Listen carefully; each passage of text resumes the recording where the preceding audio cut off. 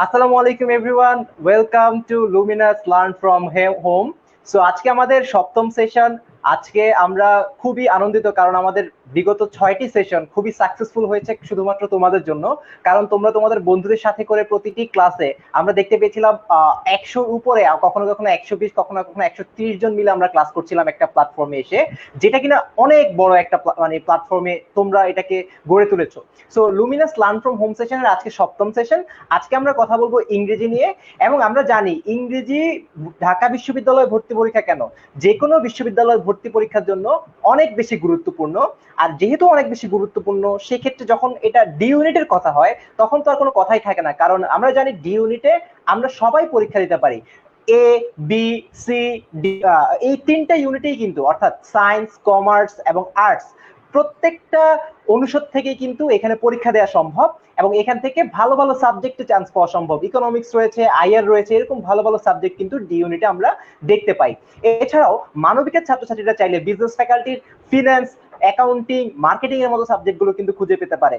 So আমরা দেরি না করে আজকে আমাদের সেশন সম্বন্ধে একটু ব্রিফ দিয়ে নেই। প্রথমত, আজকে আমাদের সপ্তম সেশন। আজকে আমরা কথা বলবো ইংরেজি ঢাকা বিশ্ববিদ্যালয়ের ডি ইউনিট নিয়ে। সো আমাদের সাথে যারা যারা যুক্ত হয়েছে অলরেডি, আমরা তোমাদের কাছে অ্যাজ ইউজুয়াল যা করি, আমরা জানতে চাই তোমরা কে কোন কলেজ থেকে বা কে কোন এলাকা থেকে যুক্ত হয়েছে সেটি একটু ঝটপট আমাদেরকে কমেন্ট সেকশনে জানিয়ে দাও। তাহলে আমরা বুঝতে পারবো আমাদের এই লাইভের বিস্তৃতি কতটুকু। আমরা বিগত ক্লাসগুলোতে দেখতে পেয়েছি আমরা ঢাকা বিশ্ববিদ্যালয়ের পাশাপাশি আমরা দেখতে পেয়েছি ঢাকার পাশাপাশি ঢাকার বাইরে বাগেরহাট এরকম জেলাগুলোতে আমরা পৌঁছে গিয়েছি, চিটাগাঙে পৌঁছে গিয়েছি, কুমিল্লায় পৌঁছে গিয়েছি। সো আমরা জানতে চাই আজকে নতুন করে আমাদের সাথে কোনো জেলা থেকে কেউ যুক্ত হয়েছেন কিনা। সো ঝটপট আমাদেরকে কমেন্ট সেকশনে জানিয়ে দেন। এবং ভিডিওটি শেয়ার করলে যেটা হয়, আমরা সবাইকে এই ক্লাসের লেকচার পিডিএফটি সুন্দর মতো নোট আকারে পাঠিয়ে দেই। এছাড়াও তোমরা তোমাদের যে দুইজন প্রিয় বন্ধু তার কমেন্ট সেকশনে মেনশন করে নিয়ে আসো। আমরা সবাই মিলে একটি ইন্টারেক্টিভ ইংরেজি ক্লাস করতে চাই। সো কাল বিলম্ব না করে আমাদের যে আজকের গেস্ট, আজকে আমি হোস্ট হিসাবে রয়েছি, গত ক্লাসে ফিনান্স ক্লাস নিয়েছিলাম তোমাদের। আজকে আমাদের গেস্ট ইংরেজি তোমাদের অনেক প্রিয় একজন ভাইয়া তানভীর আহমেদ, ঢাকা বিশ্ববিদ্যালয়ে আইবিএ তে পড়াশোনা করছেন। এবং তানভীর আহমেদের অন্যতম একটি, তানভীর আহমেদ নরডেম কলেজের টপার ছিলেন, ফার্স্ট বয় ছিলেন। সো তানভীর আহমেদ থেকে আশা করি আমরা অনেক কিছু শিখতে পারবো। তানভীর আহমেদ, তুমি যদি সংক্ষেপে তোমার পরিচয়টা দিয়ে নাও। ইনশাল্লাহ চেষ্টা করবো আসলে কিছু শেখার। তো বেসিক্যালি আমি বর্তমানে ঢাকা বিশ্ববিদ্যালয়ের ইনস্টিটিউট অফ বিজনেস অ্যাডমিনিস্ট্রেশন অর্থাৎ আইবিএ তে তৃতীয় বর্ষে আছি। হ্যাঁ, ওসি ভাবে যেটা বললেন যে আমি এই নরনামের ক্লাসগুলো ছিলাম একটা সময়। তো যাই হোক, এখন আমরা সেশন শুরু করবো। তো দেখা যাক ইনশাল্লাহ একটা কিছু সময়ের জন্য। থ্যাংক ইউ তানভীর তোমার সংক্ষিপ্ত পরিচয়ের জন্য। আমরা সরাসরি যদি স্লাইড শেয়ার দিয়ে আমাদের আলোচনা শুরু করতে চাই। সো আমরা আসলে আবারও সবাইকে বলতে চাই যে অ্যাজ ইউজুয়াল আমরা যেটা করি, আমাদের ক্লাসের যে লেকচার ম্যাটেরিয়ালটি রয়েছে, যে পিডিএফটি রয়েছে, সেটি আমরা সবার কাছে পৌঁছে দেই যারা কিনা ক্লাসটি তাদের টাইমলাইন থেকে শেয়ার করেছে। এবং শেয়ার করে আমাদেরকে কমেন্ট সেকশনে শেয়ার ডান, দ্রুত ঝটপট লিখে ফেলো। বা আগামী 24 ঘন্টার মধ্যে যদি আমরা কোনো কারণে টেকনিক্যাল ইররের কারণে তোমাকে স্লাইড পৌঁছে দিতে না পারি, চিন্তার কোনো কারণ নেই। কারণ তুমি যদি আমাদের ফেসবুক পেজে একটা মেসেজ দাও, ভাই আমি শেয়ার দিয়েছিলাম, এই হচ্ছে আমার স্ক্রিনশট, আমরা কিন্তু সাথে সাথে তোমাদেরকে স্লাইডটি পৌঁছে দিব। সো দ্রুত ঝটপট শেয়ার করো এবং শেয়ার করে তোমাদের বন্ধুদের সাথে নিয়ে ক্লাসে যুক্ত হও। আমাদেরকে অনেকেই কিন্তু প্রশ্ন করে, ভাইয়া লুমিনাসের তো 3টা প্ল্যাটফর্ম রয়েছে যেখানে কিন্তু আমরা প্রতিদিন অনেক কিছু শিখতে পারি, আমাদের সবগুলো প্ল্যাটফর্মের সাথে সংযুক্ততা নেই, আপনাদের প্ল্যাটফর্মগুলো কোথায় কোথায় রয়েছে আপনারা যদি আমাদেরকে একটু বলেন। সো আমরা তোমাদেরকে স্ক্রিনে দেখিয়ে দিচ্ছি আমাদের প্রথমত যেখান থেকে তোমরা লাইভ ক্লাসটি করছো, আমাদের official Facebook page Luminous university admission coaching. তোমরা চাইলে এখানে যুক্ত হতে পারো। এখানে আমাদের রেগুলার অনলাইন লাইভ ক্লাসগুলো যেগুলো হয় মঙ্গলবার এবং শুক্রবার রাত 9টায়, সেখানে যুক্ত হতে পারো প্রথমত। দ্বিতীয়ত, তোমাদের যে কোনো জিজ্ঞাসা কিন্তু তোমরা আমাদেরকে মেসেজে লিখতে পারো ঠিক এই ফেসবুক পেজে এসে। তৃতীয়ত, এছাড়াও তোমরা তোমাদের যে কোনো মতামত আমাদেরকে আমাদের এই ফেসবুক পেজের মাধ্যমে জানাতে পারো। আমাদের দ্বিতীয় যে প্ল্যাটফর্ম সেটি হচ্ছে, তোমরা দেখতে পাচ্ছ স্ক্রিনে আমাদের ফেসবুকে একটি গ্রুপ রয়েছে অফিসিয়াল, সেটির নাম হচ্ছে Luminous education university admission helpline. তোমরা দ্রুত এই গ্রুপে এই লাইভটি শেষে যুক্ত হয়ে যাবে এবং তোমাদের বন্ধুদেরকে ইনভাইট করে নিয়ে আসবে। কারণ প্রতিদিন সন্ধ্যা 7টার দিকে আমরা একটি করে এমসিকিউ এক এক সাবজেক্টে পোস্ট করি। এবং যে এমসিকিউ গুলো বিগত বছরগুলোতে ঢাকা বিশ্ববিদ্যালয়ে এসেছে, এছাড়াও যে এমসিকিউ গুলো বিগত বছর শিক্ষার্থীদেরকে কনফিউজ করার চেষ্টা করেছে। তো তোমরা চাইলে প্রত্যেকদিন সেখানে কুইজে অংশ নিতে পারো। পরদিন বিকাল 5টায় তোমরা ব্যাখ্যা সহ উত্তর নিতে পারো। চিন্তা করে দেখো তো, সপ্তাহে 7 দিনে 7টা এমসিকিউ এবং 30 দিনে তোমরা 30টা এমসিকিউ কিন্তু শিখে নিতে পারতেছো। এছাড়াও আমাদের তৃতীয় যে প্ল্যাটফর্মটি রয়েছে, আমরা স্ক্রিনে দেখতে পাচ্ছি আমাদের একটি ইউটিউব পেজ রয়েছে। সো তানভীর, তুমি যদি ওদেরকে ইউটিউব পেজটি দেখাও, তোমরা স্ক্রিনে দেখতে পাচ্ছ লুমিনাস এডুকেশন, জাস্ট সার্চ দিলেই হবে। সার্চ করে তোমরা আমাদের এই লুমিনাস এডুকেশনের ইউটিউব পেজে সাবস্ক্রাইব করে রাখতে পারো, বেল আইকনে প্রেস করে রাখতে পারো, যাতে করে আমাদের অনলাইনের যতগুলো লাইভ ক্লাস হবে সবগুলো ক্লাস তুমি সংরক্ষিত এক জায়গায় খুঁজে পাও। সো এতে করে যেটা হবে, তোমাকে অনেক বেশি খুঁজতে হবে না। আমরা আর কাল বিড়ম্বনা না করে, আমাদের সাথে যেহেতু অনেক মানুষ যুক্ত হয়েছে, তানভীর অলমোস্ট 100-র মতো মানুষ আমাদের সাথে যুক্ত হয়েছে, সো আমরা ক্লাসটি সরাসরি শুরু করব। তানভীর, তোমাকে ফ্লোর প্রদান করছি। আচ্ছা, সো বেসিক্যালি আজকে যেটা শুভভাই প্রথমেই বললো যে আজকে আমরা জিওনিট নিয়ে আলোচনা করতে যাচ্ছি। তো ওয়েলকাম এভরিওয়ান আমাদের এপিসোড 7 এ ইন্ট্রোডাকশন টু জিওনিট English question pattern and preparation. তো আমরা যদি আমাদের স্লাইড স্টার্ট করি, তাহলে আমরা যেটা দেখতে পাচ্ছি, জিওনিটের ভর্তি পরীক্ষায় এমসিকিউ সেকশনে আমাদের টোটাল 16টি এমসিকিউ আসবে। প্রত্যেকটা এমসিকিউ এর মার্কস থাকবে 1.25, অর্থাৎ কোয়েশ্চেনগুলো যদি আমরা কারেক্ট করতে পারি তাহলে আমরা পাবো 1.25, আর যদি কোনো কারণে আমার কোনো কোয়েশ্চেন ভুল হয়ে যায় তাহলে আমার 0.25 কাটা যাবে। অর্থাৎ এই 16টা এমসিকিউতে আমার মোট নম্বর থাকবে 20। তো আমরা যদি এমসিকিউ গুলোতে চলে যাই, আমরা প্রথম এমসিকিউটার দিকে তাকাই, তাহলে এখন আমরা দেখতে পাচ্ছি এটা গত বছরের ঢাকা ভার্সিটি ডিউনিটের কোশ্চেন আমরা সলভ করার চেষ্টা করব আজকের এই লাইভ ক্লাসে। তো প্রথম কোশ্চেন যেটা ছিল সেটা হচ্ছে Tina is renowned dash her oratory. তো এখানে যে জিনিসটা বলা হয়েছে যে টিনা, ওরাটরি মানে হচ্ছে আমার পাবলিক স্পিচ দেওয়ার ক্ষমতা বা আমার সবার সামনে কথা বলার দক্ষতা। তো এখানে যে সেন্টেন্সটার মানে, যে সেন্টেন্সটা দেওয়া আছে এর মানে বোঝানো হয়েছে টিনা তার কথা বলার দক্ষতার কারণে বা কথা বলার যে তার ক্ষমতা আছে সেই ক্ষমতার জন্য বিখ্যাত। তাহলে আবারও আমি বলতেছি, টিনা তার ওরাটরি অর্থাৎ পাবলিক স্পিকিং এর দক্ষতার জন্য বিখ্যাত। আচ্ছা, তাহলে সে একটা জিনিসের বা একটা কোয়ালিটির জন্য বিখ্যাত। তাহলে আমরা যদি কোনো কিছুর জন্য বিখ্যাত হই তাহলে আমাদের প্রিপজিশন হিসেবে কি বসানো উচিত? With, of, in, for. তো আমরা আমাদের কমেন্ট বক্সের সামনে লিখেছি। রাইট। সো আমরা সবাইকে অনুরোধ জানাবো এই কুইজগুলোতে পার্টিসিপেট করতে। আমরা জানতে চাই তোমাদের বেসিকের ইংরেজির কি অবস্থা, বা তোমরা যদি এই কুইজগুলো এখানে পার্টিসিপেট করো কমেন্ট সেকশনে, আমাদেরকে ক্লাস শেষে জানাতে পারবে সর্বোচ্চ তোমার কতটুকু হয়েছে বা কয়টা ভুল হয়েছে। এছাড়াও তোমরা যদি এখানে ভুল করো, চিন্তার কোনো কারণ নাই। কারণ কি, আমরা এখানে শিখতে আসছি, আমরা মাত্র প্রিপারেশন সামনে শুরু করব, সামনে এইচএসসি পরীক্ষা, রাইট? সো একটা ভুল করলে কি হবে, তুমি কিন্তু পরবর্তীতে সেকেন্ড টাইম এই ভুলটা আর করবা না। সো দ্রুত কমেন্ট সেকশনে আমাদেরকে জানিয়ে দাও, এই Tina is renowned dash her oratory এখানে প্রিপজিশন কোনটি বুঝবে। তানভীর, আমরা যদি ওদেরকে কমেন্ট সেকশনে দেখি, আমরা দেখতে পেয়েছি প্রচুর পরিমাণে শিক্ষার্থীরা আনসার করছে। আমরা দেখতে পেয়েছি ইফাজ আনসার করছে ডি, নুসরাত আনসার করছে ডি, তারপরে নুসরাত ফর লিখেছে, আমাদের দেখতে পেয়েছি ইজাজ লিখেছে ডি, আমরা দেখতে পেয়েছি সুমাইয়া লিখেছে ফর, পিয়া লিখেছে ডি, সো মুনতাহা লিখেছে ডি। মজার বলছে সবাই কিন্তু একই আনসার করছে তানভীর, সবাই কিন্তু অপশন ডি ফর কে খুঁজে নিয়েছে। আমি তোমার কাছ থেকে জানতে চাচ্ছি, তানভীর তোমার কথা ক্লিয়ারলি শুনতে পাচ্ছে না অনেকে। সো যারা, তানভীর একটু কথা বলো তো, দেখি সবাই শুনতে পায় কিনা। শুনতে পেলে সবাই ইয়েস লিখবা। হ্যাঁ ভাইয়া, তুমি কি শুনতে পারতেছো? Tina is renowned dash her oratory. So clearly শুনতে পেলে সবাই একটু লিখো ইয়েস ভাইয়া, ক্লিয়ারলি শোনা যাচ্ছে, কারণ আমি কিন্তু এই পাশ থেকে তানভীরের কথা ক্লিয়ারলি শুনতে পাচ্ছি। সো সবাই একটু দ্রুত লিখো, সবাই কিন্তু আনসার করছে ডি। সো আমরা সরাসরি সঠিক উত্তরে জানতে চাচ্ছি। তানভীর, তাহলে আমরা সরাসরি আমাদের সঠিক উত্তরটা লিখে নিই এবং সঠিক উত্তরটা হচ্ছে ডি। তোমরা সবাই একদম কারেক্টলি গেস করেছো। তানভীর, ডাবল শোনা যাচ্ছে অনেকের কাছে। সো আমরা একটু টেকনিক্যাল প্রবলেমটা সলভ করতে চাই, তুমি যদি একটু হেডফোনটা খুলে দেখো, আমরা দেখি ক্লিয়ারলি শোনা যায় কিনা। সো এখন আমরা শুনতে যাচ্ছি সবকিছু ঠিকঠাক আছে কিনা। হ্যাঁ, এখন যদি একটু কথা বলো। এখন কি শোনা যাচ্ছে আমাকে ঠিকমতো? Tina is renowned dash her oratory. আমি ক্লিয়ারলি শুনতে পাচ্ছি। সো আমি একটু কমেন্ট সেকশনগুলো দেখবো। তানভীর, তুমি প্রশ্নটা একটু পড়ো, ব্যাখ্যাটা একবার দাও, দরকার হলে আমরা আরেকবার দেখবো। আচ্ছা ঠিক আছে, তাহলে আমি আরেকবার রিভিউ করছি। সেটা হচ্ছে Tina is renowned dash her oratory, অর্থাৎ সে তার পাবলিক স্পিকিং কোয়ালিটির জন্য সবার মাঝে বিখ্যাত। তো যেহেতু একটা কোয়ালিটির জন্য তানভীর, এখনো অনেকে ইয়ে করতে পারছে না, ইকো হচ্ছে বলতেছে। সো হেডফোন ছাড়াও ডাবল শুনতে পাচ্ছে। আমরা যদি একটু সলভ করার চেষ্টা করি, তুমি যদি একটু, আমি আরেকবার তোমাকে সরিয়ে আরেকবার আনার চেষ্টা করি। এবার একটু কথা বলে দেখো তো Tanvir. Tina is renowned for her territory. So এখন কি ক্লিয়ারলি শোনা যাচ্ছে? সবাই একটু দ্রুত লিখেন তো, সেম প্রবলেম বলছে অনেকে। তানভীর, তুমি যদি একটু চেক করি, আপনি একটু আপনার মাইকটা অফ করেন তো। হ্যাঁ, আমি একটু মাইকটা অফ করে দিচ্ছি। Tina is renowned for her oratory, অর্থাৎ আমরা এখানে যেটা বলতেছিলাম যে টিনা তার পাবলিক স্পিকিং কোয়ালিটির কারণে সবার কাছে বিখ্যাত। সো এখন তোমরা কমেন্ট করে জানাও তো ঠিক মতো শোনা যাচ্ছে কিনা। এখনো অনেকে সেম প্রবলেমের কথা বলছে। সো তানভীর, তুমি যদি একটু ক্লাস থেকে বের হয়ে, মানে এই সফটওয়্যার থেকে বের হয়ে আরেকবার আসো, তাহলে আমরা একটু বুঝতে পারতাম যে প্রবলেমটা কোন জায়গায়। সো তুমি একটু ট্রাই করে দেখি। ট্রাই করে দেখো। হ্যাঁ, সো আমি সবাইকে একটু বলবো, একটু ধৈর্য ধরুন। আমাদের ক্লাসটিতে একটু টেকনিক্যাল প্রবলেম হয়েছে, আমাদের শিক্ষকের কথাটা ডাবল শোনা যাচ্ছে। সো আই গেস প্রবলেমটা সলভ করা যাবে। আমার কথা সবাই ক্লিয়ারলি শুনতে পাচ্ছেন কিনা একটু কমেন্টে জানান। সো খালিদ লিখেছে হ্যাঁ আমার কথা ক্লিয়ারলি শোনা যাচ্ছে, এখন ঠিক আছে।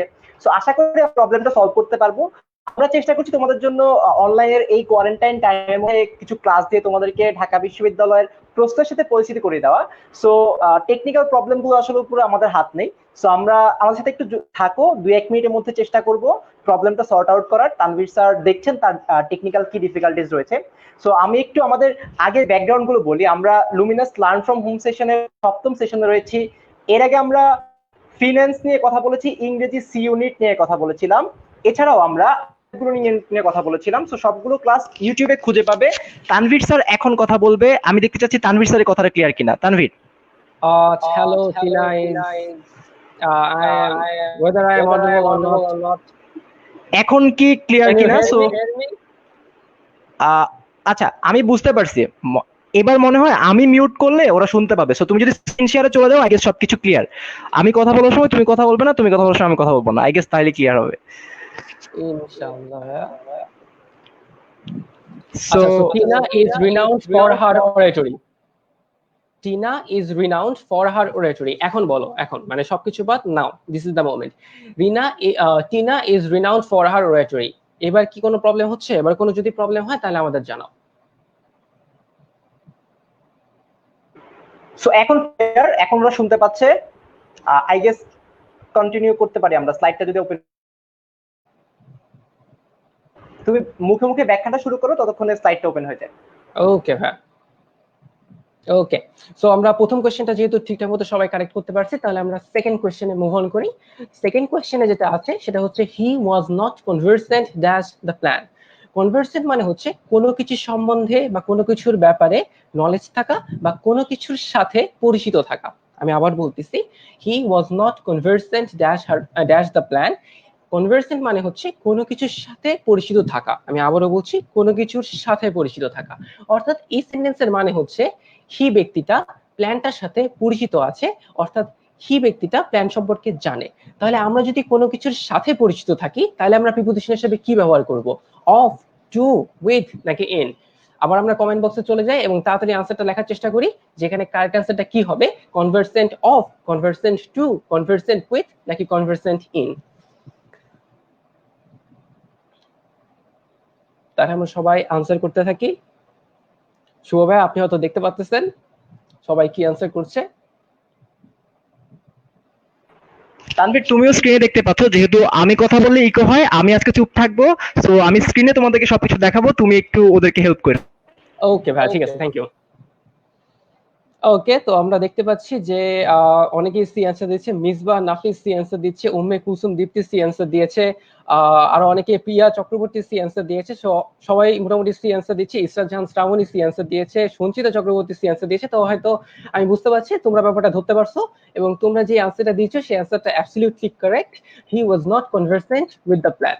সো আমি আশা করতেছি যে আমরা জিনিসটা বুঝতে পারছি। সো আমরা মুভ অন করি থার্ড কোয়েশ্চেনে। থার্ড কোয়েশ্চেনে যদি আমরা দেখি, থার্ড কোয়েশ্চেনে একটা ওয়ার্নিং দেওয়া আছে। ওয়ার্নিংটা কি? No unauthorised personnel dash this point.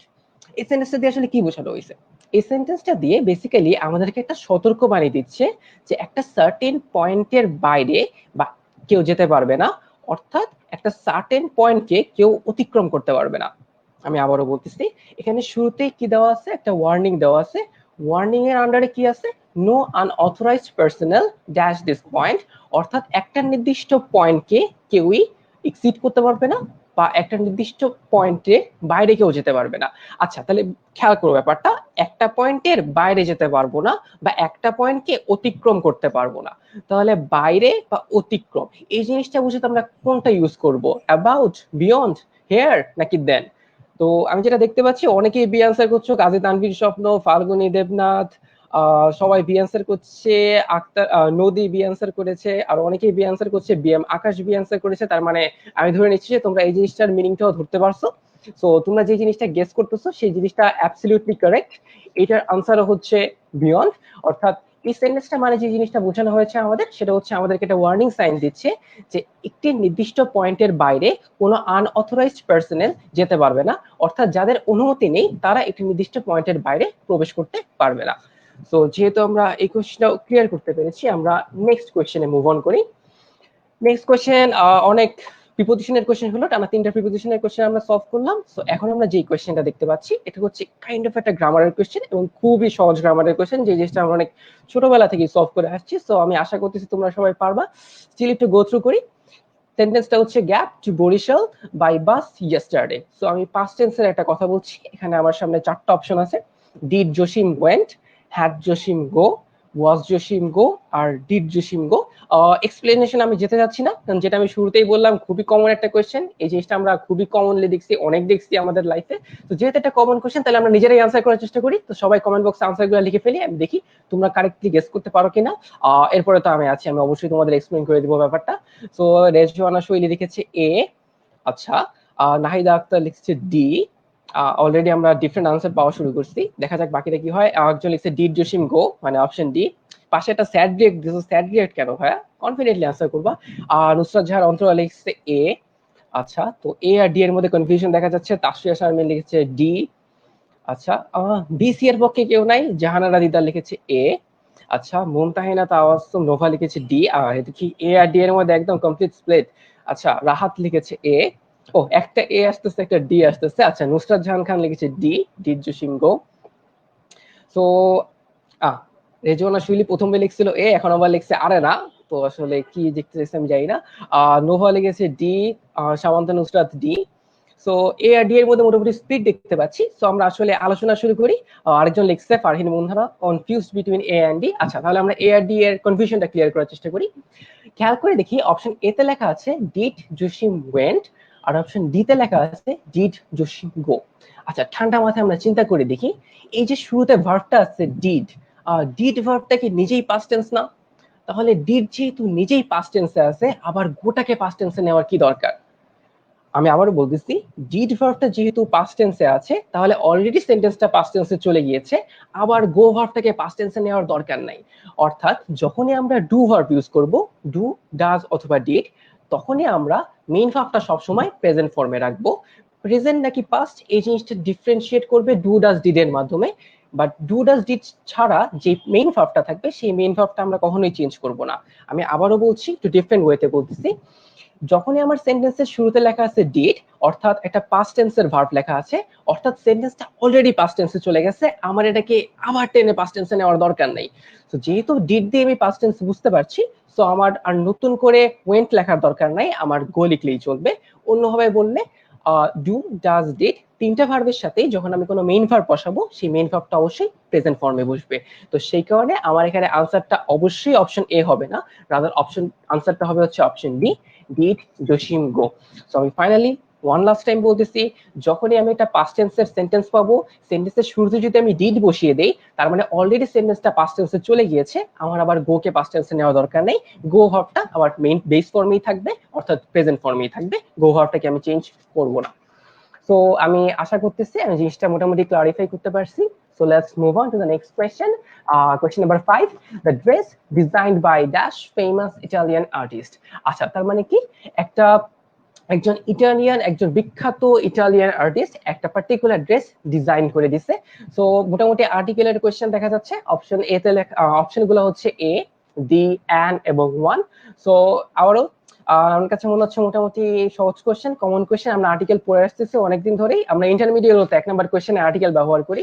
So নিজের একটু চেষ্টা করি, তারপর আমি এক্সপ্লেনেশনে যাব। সো সবাই ঝটপট কমেন্ট করা শুরু করি। জাওয়াত আহমেদ ইতিমধ্যে কমেন্ট করেছে যে অপশন এ। উৎপল রয় দিয়েছে অপশন ডি। আচ্ছা, আবারও মনে হচ্ছে এ আর ডি এর মধ্যে কনফিউশন আছে। ও, আরেকজন বলেছে অপশন বি। এবার থেকে সব অপশনে স্পেড। আরেকজন কান্না রিমুভ পাঠাইছে, ভাই কান্না দিয়ে তো কোনো অপশন নাই, কানলে তো নাম্বার পাবো না। আচ্ছা, নাহিদা আক্তার লিখেছে অপশন এ। অপশন সি ও কেউ লেখো, বেচারা একা বসে আছে। আচ্ছা, ইজাজ আহমেদ লিখেছে option A. So option A এর দিকে একটু ভারী মনে হচ্ছে। আর রাকিব হাসান লিখেছে অপশন এ, মাঝখানে আরেকজন লিখেছিল অপশন এ, মিজবান নাফিস লিখেছে অপশন এ। আচ্ছা, অপশন এ এর ভারী হয়ে যাচ্ছে। মাইশাত এ, সারা খন্দকার এ, নুসরাত জাহান নূর লিখেছে অপশন এ। আচ্ছা, সবাই অপশন এ লিখছে। অপশন এ অনেক ভারী হয়ে যাচ্ছে। নুসরাত জাহান খান লিখেছে অপশন এ। আচ্ছা, নাফি লিখেছে অপশন এ। ও, সুমন দাস আবার লিখেছে অপশন বি। আচ্ছা, অপশন বি তাহলে আরেকটা ভোট পেলে, এখনো সি এর ভাগে কিছু আসে নাই। আচ্ছা, আরেকজন তাবাসসুম মুর্শিদ লিখছে বি ও লাগতেছে। আচ্ছা, দুইটা তো আনসার হয় না, ভেরি ডিসঅ্যাপয়েন্টিং। আচ্ছা, সো বেসিক্যালি আমরা অনেক আনসার পেলাম। সো আমরা একটু মুভ করার চেষ্টা করি, আমরা একটু আনসারটা দেখার চেষ্টা করি। দারুল দারুল লিখছে সি হবে না শিওর। গুড, একটা অপশন নিয়ে অ্যাট লিস্ট আমরা শিওর হতে পারছি। তো যেহেতু সি হবে না শিওর, তাহলে আমি সি নিয়ে কোনো কথা বলবো না, তাহলে আমরা কথা বলবো অপশন এ, বি আর ডি নিয়ে। শুরুতে অপশন বি নিয়ে বলি। বি তে কি লেখা আছে? ডি। ডি কি? ডি হচ্ছে এমন একটা আর্টিকেল যেটা আমরা ব্যবহার করি নির্দিষ্ট কোনো কিছু বোঝাতে, কোনো কিছুকে নির্দিষ্ট করতে। আচ্ছা, তাহলে এখানে এই জামাটা আসলে কোন আর্টিস্ট বানাইছে এটা কি নির্দিষ্ট করে দেওয়া আছে? ইটালিয়ান আর্টিস্ট কি একজনই আছে, বা ইটালিতে বিখ্যাত আর্টিস্ট কি একজনই আছে? এমন তো কোনো কথা নাই, ইটালিতে তো বিখ্যাত অনেক আর্টিস্ট থাকতে পারে। তাহলে ঠিক কোন আর্টিস্ট বানাইছে এটা তো আমি শিওর না। তাহলে যেহেতু কোন আর্টিস্ট বানিয়েছে, কোন ইটালিয়ান বিখ্যাত আর্টিস্ট বানাইছে আমি শিওর না, তাহলে আমি জিনিসটাকে দি লিখতে পারি না। আমি দি শুধুমাত্র তখনই লিখতে পারবো যখন আমার নাউনটা নির্দিষ্ট করা থাকবে। যেটা আমি কিছুক্ষণ আগেই বললাম, যে ইতালিয়ান কোন আর্টিস্ট বানাইছে এটা যেহেতু আমার নির্দিষ্ট করে বলা নাই, বা ইতালিতে যে একজনই ফেমাস আর্টিস্ট থাকবে এমন কোনো কথাও নাই, সেহেতু আমি এখানে দি আনসার করতে পারবো না। সেই কারণে দি অপশনটা বাদ। বাকি থাকলো অপশন এ আর অপশন ডি। আচ্ছা, এখানে কারেক্ট অ্যান্সার হবে option A, option D correct answer হবে না। কোশ্চেন হচ্ছে কেন? আমি যদি লিখি এ ফেমাস ইটালিয়ান আর্টিস্ট, এর মানে দাঁড়ায় একজন বিখ্যাত ইটালিয়ান আর্টিস্ট। যদি আমি লিখি ওয়ান ফেমাস ইটালিয়ান আর্টিস্ট, এর মানে দাঁড়ায় এক বিখ্যাত ইটালিয়ান আর্টিস্ট। এখন তুমি বলো, তুমি কি এক আর্টিস্ট বলবা নাকি একজন আর্টিস্ট বলবা? আমরা কি কখনো বলি এক মানুষ এক কলম? অবশ্যই না। আমরা কি বলি? একজন মানুষ বা একটি কলম। এই জন বা টি, এই শব্দগুলো আনার জন্য আমাদেরকে যেটা ব্যবহার করতে হয় সেটা হচ্ছে আর্টিকেল। তাহলে অপশন এ তে যেহেতু আর্টিকেল আছে, আর অপশন ডি তে যেহেতু আর্টিকেল নেই, ওয়ান তো অবশ্যই কোনো আর্টিকেল না, সেই কারণে অপশন ডিটা আমার কারেক্ট অ্যান্সার হবে না। রাদার কারেক্ট অ্যান্সার হবে হচ্ছে আমার অপশন এ। তো আই গেস আমি মোটামুটি বুঝাইতে পারছি। অপশন বি হবে না, অর্থাৎ ডি হবে না, কারণ আর্টিস্টটা নির্দিষ্ট করা নেই। আর অপশন ডি হবে না কারণ আমি এক আর্টিস্ট বলতে পারি না, রাদার আমাকে বলতে হবে হচ্ছে একজন আর্টিস্ট। তো সেই কারণে আমার কারেক্ট অ্যান্সারটা হচ্ছে option A, the dress designed by a famous Italian artist. So I think আমরা জিনিসটা মোটামুটি ক্লিয়ার। সো আমরা নেক্সট কোয়েশ্চেনে যাই। So question number 6। Question number, ভাই কোয়েশ্চেনটিতে বি ভার্ব নাই কেন? আচ্ছা, চেক করে দেখি, ভালো জিনিস বলছো, চেক করি কোয়েশ্চেনটিতে বি ভার্ব নাই কেন। আচ্ছা, ও আচ্ছা, ও রিভার্ব যেটা নাই এটা আসলে basically typing mistake, either due typing mistake করছে অথবা আমরা লিখতে যে টাইপিং মিস্টেক করছি। সো জিনিসটা খেয়াল করে নেই, খুবই ভালো কাজ করছো, তুমি একটা ভালো জিনিস ইন্ট্রোডিউস করছো, গুড। তো তোমার একটা বোনাস দেওয়া হবে, শুভ ভাই তোমাকে আজকে একটা বিকাশ করবে, সেটা হচ্ছে তোমার বোনাস, তুমি জিনিসটা আইডেন্টিফাই করতে বলছো তাই। হ্যাঁ, তুমি কারেক্ট ধরছো, কোশ্চেনে এটা বিভার্ব থাকা দরকার ছিল। কোশ্চেনটা আসলে এরকম হওয়া উচিত ছিল, সেটা হচ্ছে the dress is designed by অথবা the dress was designed by a famous Italian artist. So basically be verb যেটাই থাকুক না কেন তাতে আমার আনসারে কোনো পরিবর্তন আসছে না, আনসার আমার এ ফেমাস ইটালিয়ান আর্টিস্টই হবে। সো বেসিক্যালি যেটা বললাম, বি ভার্বের যে ব্যাপারটা এটা হচ্ছে যেই টাইপ করছে টাইপিং মিস্টেক হয়েছে, so it's typo basically. So I think তোমার কোশ্চেনের আমি আনসার দিতে পারছি। সো যেহেতু এটা শেষ, সো আমরা নেক্সট কোয়েশ্চেনে মুভ করি, question number 6। So question number 6 এ যেটা লেখা আছে, it is the city of the country. আচ্ছা, it is the dash city of the country.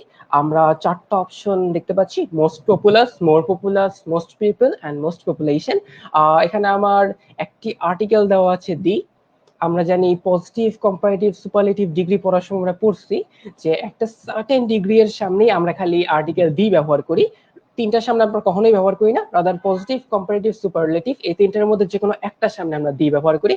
I think আমরা জানি আমরা কোনটার সামনে আর্টিকেল দি ব্যবহার করি। সো আমরা এই আর্টিকেল দিটা দেখে অবশ্যই আইডেন্টিফাই করতে পারবো এখানে কারেক্ট আনসার কোনটা।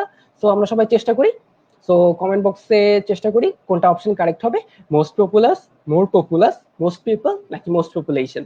So let's try. Sumaiya Akter লিখেছে option A, Nusrat Jahan option A. আচ্ছা, এখানে খুব একটা কনফিউশন দেখা যাচ্ছে না। আর রাহাত লিখেছে option A, Mubin Ahmed option A. আচ্ছা, এই জিনিসটা নিয়ে সবার মধ্যে ঐক্যমত দেখা যাচ্ছে। Naimul Islam option A, Rezwana Shoily option A, Abdul Qayyum option A, Nusrat Jahan option A, আচ্ছা সবাই দিকে আফসানা মিমি অপশন এ। আচ্ছা আমরা নতুন নতুন মুখ দেখতে পাচ্ছি, নতুন নতুন কমেন্ট দেখতে পাচ্ছি, যারা যারা কমেন্ট করছি না তারা তারা কমেন্টে এঙ্গেজ হই। তন্ময় অপশন এ, তুমি যে পারো এটা দেখাইতে হবে সবাইকে নাকি, খালি নিজে নিজে পারলে তো লাভ নাই, দেখাইতে হবে যে আমি পারি। আচ্ছা নাফি লিখেছে অপশন এ, সারা খন্দকার লিখেছে অপশন এ। আচ্ছা তো সবার মধ্যে বেশ পজিটিভিটি দেখা যাচ্ছে। নাজিয়া লিখেছে অপশন এ। ওকে, সবাই যেহেতু অপশন লিখেছো তাহলে আই থিঙ্ক এখানে আসলে বেশি কথা বলার কিছু নাই, আমরা মুভ অন করি। এখানে কারেক্ট অ্যান্সার তোমরা সবাই যেটা লিখছো সেটাই কারেক্ট অ্যান্সার, সেটা হচ্ছে অপশন এ, মোস্ট পপুলার। যদি কারো কোনো কনফিউশন থেকে থাকে তাই আমি ছোট্ট একটা ব্রিফ দিয়ে দিচ্ছি। সেটা হচ্ছে আমরা আর্টিকেল ডি ইউজ করি সুপারলেটিভ ডিগ্রির ক্ষেত্রে। আমি আবারও বলছি, আমরা আর্টিকেল ডি ব্যবহার করি সুপারলেটিভ ডিগ্রির ক্ষেত্রে। সো অপশন বি তে যেহেতু সুপারলেটিভ ডিগ্রি নেই সেহেতু অপশন বি বাদ, বাকি থাকলো অপশন সি আর অপশন ডি। তো যেটা আমি বললাম superlative degree, positive, comparative, superlative, এগুলো সবই হচ্ছে অ্যাডজেক্টিভের বিভিন্ন টাইপ, অ্যাডজেক্টিভের বিভিন্ন ফর্ম। সো এই জিনিসগুলো কি, যেহেতু অ্যাডজেক্টিভের ফর্ম তার মানে কি আমার অপশনে অবশ্যই অ্যাডজেক্টিভ থাকবে। আমি যদি খেয়াল করে দেখি অপশন সি তে লেখা আছে people and population, option C তে আছে পিপল, অপশন ডি তে আছে পপুলেশন, কোনোটাই অ্যাডজেক্টিভ নয়।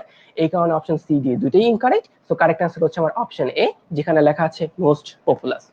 সো যেহেতু আমরা সবাই পারছি, সো আই থিঙ্ক এটা নিয়ে আর বেশি কথাবার্তা বলার কিছু নাই, আমরা পরের কোশ্চেনে চলে যাই। Question number 7, who says that you can go dash the world in 80 days? So অনেক ধরনের কোয়েশ্চেন শেষ, আবার আমরা প্রিপোজিশনের কোয়েশ্চেন ফেরত আসছি। আমরা দেখতেই পাচ্ছি ডি ইউনিটের কোয়েশ্চেনে প্রিপোজিশনের অনেক আধিক্য দেখা যাচ্ছে, এবং এটা যে শুধুমাত্র গত বছরে হয়েছে ব্যাপারটা এরকম না, প্রত্যেক বছরই তুমি যদি ডি ইউনিটের কোয়েশ্চেন পর্যালোচনা করো দেখতে পারবা প্রত্যেক বছরের কোয়েশ্চেনে ডি ইউনিটের পার্টে বিশেষ করে প্রিপোজিশনের বেশ আধিক্য থাকে, অর্থাৎ প্রিপোজিশন থেকে অনেক কোয়েশ্চেন দেখতে পাওয়া যায়। তো আমরা যদি এই কোশ্চেনটা নিয়ে আলোচনা শুরু করি তাহলে আমরা দেখতে পাচ্ছি কোশ্চেনে লেখা আছে who says that who can go dash the world in 80 days, কে বলে যে 80 দিনে পৃথিবী ঘুরে আসা যায়। আমি আবারও বাংলা বলতেছি, কে বলে যে 80 দিনে পৃথিবী ঘুরে আসা যায়। সো পৃথিবী ঘুরে আসা যায়, তাহলে ঘুরে ওয়ার্ডটা আমরা মাথায় রাখি, মাথায় রেখে আনসার করার চেষ্টা করি। এখানে কারেক্ট আনসার কি হতে পারে, ওভার নাকি অ্যারাউন্ড নাকি অ্যাক্রস নাকি বিয়ন্ড। সো আমরা আনসার করার চেষ্টা করি। অলরেডি দুজন আনসার দিয়ে দিয়েছে option B, Nahida Akter option B, Jawad Ahmed দিয়েছে অপশন বি, নদী লিখেছে অপশন বি, মাইশাত তাবসুম লিখেছে অপশন বি। আচ্ছা তুমি সবাই হয়তো ঘুরে ওয়াটার মানে বুঝতে পারছো। আচ্ছা স্বপ্ন লিখেছে অপশন এ। আচ্ছা ওভার মানে আই গেস উপরে, তো পৃথিবীর উপরে, আমরা তো পৃথিবীর উপরেই থাকি, আমার মনে হয় না পৃথিবীর উপরে যাওয়ার জন্য 80 দিন দরকার আছে। রাফেল লিখেছে অ্যারাউন্ড, মানে অপশন বি। তামিম রহমান লিখেছে অপশন বি, নুসরাত জাহান নূর লিখেছে অপশন বি, মাহবুবা দোলন লিখেছে অপশন বি। সো আমরা অপশন বি দেখতে পাচ্ছি। আচ্ছা আরেকজন লিখেছে অপশন এ মানে ওভার। আচ্ছা ওভার, আচ্ছা ঠিক আছে, ওভার নিয়ে আমরা আলোচনা করবো। ইনামুল হক ফাহিম লিখেছে অপশন বি। তো আমরা অনেকগুলো অপশন বি দেখলাম, দু একজন ওভার বলেছে। তো যেহেতু অপশন সি অপশন ডি নাই, তো অপশন সি ডি নিয়ে আমার মাথা ঘামানোরও দরকার নেই। তো আমরা অপশন এ বি নিয়ে যদি আলোচনা করি, প্রথমে আমরা দেখে নিই কারেক্ট আনসারটা কি। কারেক্ট আনসারটা হচ্ছে অপশন বি, অর্থাৎ তোমরা অধিকাংশ যে উত্তরটা লিখেছো অপশন বি সেটাই সঠিক। তো একটা বই আছে around the world in 80 days. আচ্ছা তুমি যদি সেই বই পড়ে থাকো তার মানে তোমার আসলে ইংলিশ বই পড়ার মোটামুটি অভ্যাস আছে। সো ভেরি গুড, ইংলিশ বই পড়া খুব ভালো, পড়াটা উচিত। আমিও সিউনিটের একটা সেশন করেছিলাম একদম শুরুতে, আমাদের লার্ন ফ্রম হোমের যেটা সেশন 1 ছিল, এপিসোড 1 ছিল, সেখানে আমি বলছিলাম যে আমাদের বেশি করে ইংলিশ কন্টেন্ট পড়া উচিত, যেটা করলে আমরা আসলে ইংলিশে আমাদের দখলটা বৃদ্ধি করতে পারবো। সো গুড, বই পড়া একটা ভালো হ্যাবিট বলা যায়। তো আমরা যদি এই কোয়েশ্চেনে আসি, সহজভাবে চিন্তা করো, ওভার মানে কি? ওভার মানে হচ্ছে উপরে। তো তুমি যদি বেসিক্যালি জাম্প করো, একটা লাফ দাও, তাহলে তো তুমি বেসিক্যালি পৃথিবীর ওভারে গেলা। সো এর জন্য কি আসলে 80 দিনের দরকার আছে? তুমি ধরো প্লেনে উঠলা, এরোপ্লেনে উঠলা, তাও তো তুমি পৃথিবীর ওভারে চলে যাচ্ছ, তার জন্য কি আসলে 80 দিনের দরকার আছে? তো বেসিক্যালি এখানে আমার পৃথিবীর উপরে যাওয়াকে বোঝায় নাই, রাদার যেটা বুঝাইছে সেটা হচ্ছে পৃথিবী ঘুরে আসা। তো পৃথিবী যেহেতু গোলাকার এবং পৃথিবী আমি ঘুরে আসার কথা বলতেছি, তাহলে আবার কি হবে আনসারটা? আনসারটা হবে হচ্ছে around the world. Around the world মানে কি? অ্যারাউন্ড দ্য ওয়ার্ল্ড মানে হচ্ছে আমরা পৃথিবীটা ঘুরে আসতে পারবো কিনা 80 দিনে। তো আমি বাংলাটা আবারও বলতেছি, যে কে বলে পৃথিবী 80 দিনে ঘুরে আসা যায়। তো ঘুরে আসা মানে কি, ঘুরবো মানে কি, আমি জিনিসটা রাউন্ড ঘুরবো। So around the world in 80 days. তো আমার কারেক্ট অ্যান্সারটা হবে option B, around. So I guess আর অন্য কোনো অপশন নেই, কারো কোনো কনফিউশন নাই। কোয়েশ্চেন থাকলে অবশ্যই কোয়েশ্চেন গুলো ভাই, এটা আমার বলতে খেয়াল ছিল না, বাট আই থিঙ্ক এটা বলার কিছু না। তোমার যদি কোনো কোয়েশ্চেন থাকে, তোমার কিছু যদি জানার আগ্রহ থাকে বা কোনো কিছু যদি তোমার ক্লিয়ার না হয়, অবশ্যই আমাদেরকে জানাবা। সো আই থিঙ্ক কোনো কোয়েশ্চেন নেই। সো আমরা পরের কোয়েশ্চেনে মুভ করি। পরের question number 8, choose the correct sentence. So আবারও দেখি চারটা অপশন কি লেখা আছে। The railway will compensate us with the loss, The railway will compensate us for the loss. The railway will compensate us the loss. And the railway will compensate us loser. So আমরা চারটা option দেখতে পাচ্ছি, চারটা option পড়ি, আমরা লাইনটা পড়ে এটার বাংলা করার চেষ্টা করি, একটু মিনিংটা মনে মনে চিন্তা করার চেষ্টা করি, এন্ড দেন আনসার করার চেষ্টা করি। রেলওয়ে কম্পেনসেট করতে পারবেন কি, ক্ষতিপূরণ করবে? তাহলে বলো, রেলওয়ে কি ক্ষতির সাথে ক্ষতিপূরণ করবে নাকি ক্ষতির জন্য ক্ষতিপূরণ করবে? মানে আমার ক্ষতি হয়েছে সেটার কারণে ক্ষতিপূরণ দিবে নাকি অন্য কিছু? বাংলাটা আমরা একটু চিন্তা করে আনসার লেখার চেষ্টা করি সবাই। একজন লিখছো হুম, মানে আসলে কি অপশন বলছিল আমি বুঝি নাই। তো আমি আবারও বলতেছি, আমরা কি ক্ষতির সাথে ক্ষতিপূরণ করব নাকি ক্ষতি হয়েছে সেই কারণে ক্ষতিপূরণ দিব? আমরা কি ক্ষতির সাথে ক্ষতিপূরণ দেই না ক্ষতির জন্য ক্ষতিপূরণ দেই? এই জিনিসটা যদি তুমি মাথায় রাখতে পারো তাহলে আই গেস তুমি আনসার করতে পারবা। নাইদা আক্তার গিরমিট লিখছে অপশন এ, জাহানারা রাদিতা লিখেছে অপশন ডি। আচ্ছা, মায়ামি ঘোষ লিখেছে অপশন বি। সো আমরা অপশন বি এর আধিক্য দেখতে পাচ্ছি। রেজওয়ানা শৈলী লিখেছে অপশন বি। যমজ ভাইয়ের মতো চারটা অপশন, আমারও যমজ ভাইয়ের মতো না, একটাতে আছে উইথ, একটাতে আছে ফর, একটাতে তো কিছুই নাই, আর একটা তো লেখা আছে লুজার, আসলে জানি না। দুইজন লিখছে, আরো দুইজন লিখেছে অপশন বি, ফাহিম লিখেছে অপশন বি, তন্ময়, সুমাইয়া ফাহমিদা, নুসরাত জাহান খান, আচ্ছা অনেকেই আমি দেখতে পাচ্ছি অপশন বি আনসার করছো। সো আমরা আবারও বোঝার চেষ্টা করি, আমরা কি কখনো ক্ষতির সাথে ক্ষতিপূরণ পাই না ক্ষতির জন্য ক্ষতিপূরণ পাই? তুমি চিন্তা করে দেখো, ঘূর্ণিঝড় আমফান আসলো, মনে করো আমি থাকি হচ্ছে কি বলবো খুলনায় সুন্দরবনের পাশে বা বাগেরহাটে সুন্দরবনের পাশে, ঘূর্ণিঝড় আমফান আসলো, একটা জলোচ্ছ্বাস আসলো, আমার বাড়িটা নিয়ে গেল। আচ্ছা, এই যে বাড়িটা নিয়ে গেল তার মানে কি আমার ক্ষতি হইলো না? আচ্ছা, ক্ষতির সাথে সাথে কি আমার হাতে ক্ষতিপূরণ চলে আসছে? মানে ব্যাপারটা কি এই আমফান আমার বাড়িটা নিয়ে গেল, সাথে সাথে 50,000 টাকা দিয়ে গেল? ব্যাপারটা তো এরকম না। অর্থাৎ ক্ষতির সাথে কখনো ক্ষতিপূরণ আসে না, রাতার আমরা ক্ষতির জন্য ক্ষতিপূরণ পাই। মানে কি? মানে হচ্ছে ঘূর্ণিঝড় আমফান আসছে, জলোচ্ছ্বাস হয়েছে, আমার বাড়ি নিয়ে চলে গেছে। যেহেতু আমার বাড়ি নিয়ে চলে গেছে তাই আমি সরকারের কাছে যে বললাম যে ভাই আমার, ভাই সরকার আমার তো ক্ষতি হয়েছে, তাহলে আমার ক্ষতিপূরণ দাও। তো যেহেতু আমার ক্ষতিপূরণ হয়েছে, ক্ষতি হয়েছে, এই ক্ষতিপূরণের জন্য সরকার আমাকে টাকা দিবে। তো যেহেতু ক্ষতির জন্য আমরা ক্ষতিপূরণ পাই, সেহেতু আমার আনসারটা হবে the railway will compensate us for the loss। অর্থাৎ আমার কোনো ক্ষতি হয়েছে রেলওয়ে কর্তৃপক্ষের কারণে, হয়তো মনে করো রেলওয়ে কর্তৃপক্ষ রেল লাইন বানাবে বলে আমার বাড়ি নিয়ে নিছে। তো আমার যেহেতু বাড়ি নিয়ে নিছে তাহলে কি আমার ক্ষতি হয়েছে না? যেহেতু আমার ক্ষতি নিয়ে হয়েছে সেহেতু আমি, আচ্ছা একজন লেখছে আমি ফিরিয়ে এনে দেবো আপনার বাড়ি, আচ্ছা থ্যাংক ইউ ভাই, এনে দিও, আমার খুব কৃতজ্ঞ থাকবো তোমার কাছে, এবং তোমার বিএসসি চিকেন খাওয়াবো। সো বেসিক্যালি যেটা বলছিলাম, তো যেহেতু আমার বাড়ি নিয়ে গেছে রেলওয়ে কর্তৃপক্ষ, তো আমি রেলওয়ে কর্তৃপক্ষের কাছে চেয়ে বললাম যে ভাই তুমি তোমার বাড়ি নিয়ে গেছো, তো তুমি তো আমার ক্ষতি করছো, তা ক্ষতির জন্য আমাকে ক্ষতিপূরণ দাও। তো সেইটার এগেইনস্টে সে আমাকে ক্ষতিপূরণ দিবে। সো আমার আনসারটা হবে the railway will compensate us for the loss. So আমি রিসেন্টলিও দেখতে পাচ্ছি আর অনেকে অপশন বি আনসার করছো। সো আই থিঙ্ক মোটামুটি ব্যাপারটা ক্লিয়ার হয়ে গেছে। তো আমরা নেক্সট কোয়েশ্চেনে মুভ করি। নেক্সট কোয়েশ্চেন হচ্ছে একটা সিনোনিমের question, the correct synonym of mediocre is what? আচ্ছা, প্রথম কোয়েশ্চেন হচ্ছে মিডিওকার মানে কি? মিডিওকার মানে হচ্ছে প্রথম হচ্ছে মিডিওক্রি, না এটা হচ্ছে মিডিওকার। সো মিডিওকার মানে কি? মিডিওকার মানে হচ্ছে এমন কিছু যেটা মধ্যম লেভেলের বা মাঝারি মানের। আমি আবারও বলতেছি, মিডিওকার মানে হচ্ছে এমন কিছু যেটা মধ্যম মানের বা মাঝারি কোয়ালিটির। তাহলে মিডিওকার মানে যদি মধ্যম মানের কিংবা মাঝারি কোয়ালিটির হয়, তাহলে তোমাদের সামনে চারটা অপশন আছে, তোমরা দেখতে পাচ্ছ। অপশন এ তে লেখা আছে এভারেজ, অপশন বি তে লেখা আছে ইন্ডাস্ট্রিয়াস, সি তে লেখা আছে অর্ডিনারি এবং ডি তে লেখা আছে বেটার। তো সবাই আমরা কমেন্ট বক্সে লেখা শুরু করি কোনটা আনসার হতে পারে। Option A Falguni Debnath, option A লিখেছো মায়ামি ঘোষ, অপশন এ লিখেছো Niamul Hasan, option A Tasfia Sharmin, option A. আচ্ছা তাহলে অনেকগুলো অপশন এ দেখতে পাচ্ছি, বাকিদেরও দেখতে চাই। আর রেজওয়ানা শৈলী লিখেছে অপশন এ। আচ্ছা, গুড গুড, সবাই মোটামুটি ঠিক দিকেই যাচ্ছে মনে হচ্ছে। নুসরত জাহান নূর লিখেছে অপশন এ। তো সবাই যেহেতু মোটামুটি কারেক্ট অ্যান্সারটা ধরতে পারছো, তাহলে এটাতে আর বেশি সময় ব্যয় না করি আমরা এগিয়ে যাই। তো আমরা দেখতে পাচ্ছি কারেক্ট অ্যান্সারটা হচ্ছে অপশন এ এভারেজ, যেটা তোমাদের শুরুতেই বললাম। মিডিওকার মানে হচ্ছে এমন কিছু যেটা মাঝারি কোয়ালিটির বা মধ্যম কোয়ালিটির। যেহেতু এটা মধ্যম কোয়ালিটির এবং এভারেজ মানে হচ্ছে কি গড়, গড় মানে কি গড় তো সবসময় মাঝখানেই থাকে, অর্থাৎ মিড লেভেলে থাকে, সেহেতু আমার আনসারটা হবে অপশন এ এভারেজ। বাকি অপশনগুলোর মিনিং নিয়ে যদি তোমার কোনো কনফিউশন থাকে, অপশন বি হচ্ছে পরিশ্রমী, অপশন সি হচ্ছে সাধারণ, আর অপশন ডি হচ্ছে বেটার মানে তো জানি ভালো মানে শ্রেয়তর। সো আমার কারেক্ট অ্যান্সার হচ্ছে এখানে option A which is average. So আমরা নেক্সট কোয়েশ্চেনটা যদি মুভ অন করি, একটা সিনোনিমের কোয়েশ্চেন দেখলাম, এবার আমরা একটা অ্যান্টোনিম কোশ্চেন দেখবো। একজন কমেন্ট করছে শুভ ভাইয়ের মিরপুরে আজও কি নেটের প্রবলেম। শুভ ভাইয়ের আসলে নেটে প্রবলেমই থাকে। সে হচ্ছে মাঝে মাঝে প্রবলেম থেকে বেরোতে পারে, ইটস নট লাইক সে মাঝে মাঝে প্রবলেমে পড়ে, সে বেসিক্যালি প্রবলেমেই থাকে, মাঝে মাঝে প্রবলেম থেকে বের হয়। একজন লিখছে মিডিওকার মানে হচ্ছে মাঝারি, হ্যাঁ মানে বেসিক্যালি মাঝারি ধরনের বা মাঝারি কোয়ালিটির বা মাঝারি লেভেলের। So that's it. সো পরের কোশ্চেনটা যদি আমরা যাই, কোশ্চেনটা দেওয়া আছে the correct antonym of spurious is. So antonym মানে কি? অ্যান্টোনিম মানে হচ্ছে বিপরীত শব্দ। স্পিউরিয়াস মানে কি? স্পিউরিয়াস মানে হচ্ছে এমন কিছু যেটা নকল বা যেটা মেকি বা যেটা ফেক আর কি। সো যে ওয়ার্ডটা আমার দেওয়া আছে সেই ওয়ার্ডটার মানে হচ্ছে নকল বা মেকি বা জাল বা ফেক। তাহলে আমরা অপশনগুলো দেখে বলার চেষ্টা করি তো যে কোনটা আমার সঠিক আনসার। সো আমাকে খেয়াল রাখতে হবে, এখানে আমার সিনোনিম জানতে চাই নাই, রাদার এখানে আমার অ্যান্টোনিম জানতে চাইছে। অ্যান্টোনিম মানে হচ্ছে বিপরীত শব্দ। তো আমি নকল বা মেকি এটার বিপরীত শব্দ জানার চেষ্টা করবো। দুজন লিখছে অপশন ডি, একজন লিখেছে অপশন সি, ফাল্গুনা দেবনাথ লিখেছে অপশন ডি। আচ্ছা, কাজী তানভীর স্বপ্ন লিখেছে অপশন ডি। অপশন ডি আমরা অনেকগুলো দেখতে পাচ্ছি। আসিফ আহমেদ পূর্ণ লিখেছে অপশন ডি। নুসরাত জাহান লিখেছে অপশন ডি।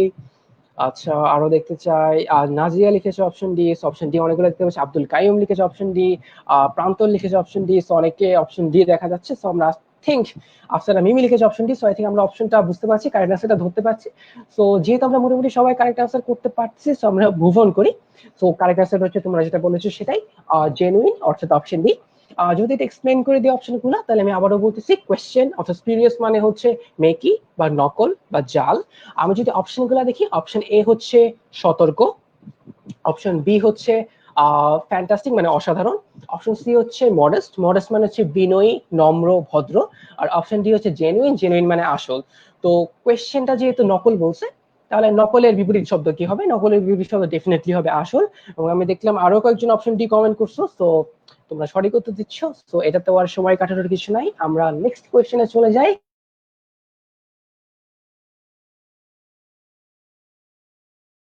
এভরিওয়ান, আমি একটু নিজে কিছু বলতে চাই। তানভীরকে আমি অলরেডি মিউট করে দিয়েছি, অনেকক্ষণ পরে যুক্ত হয়েছি।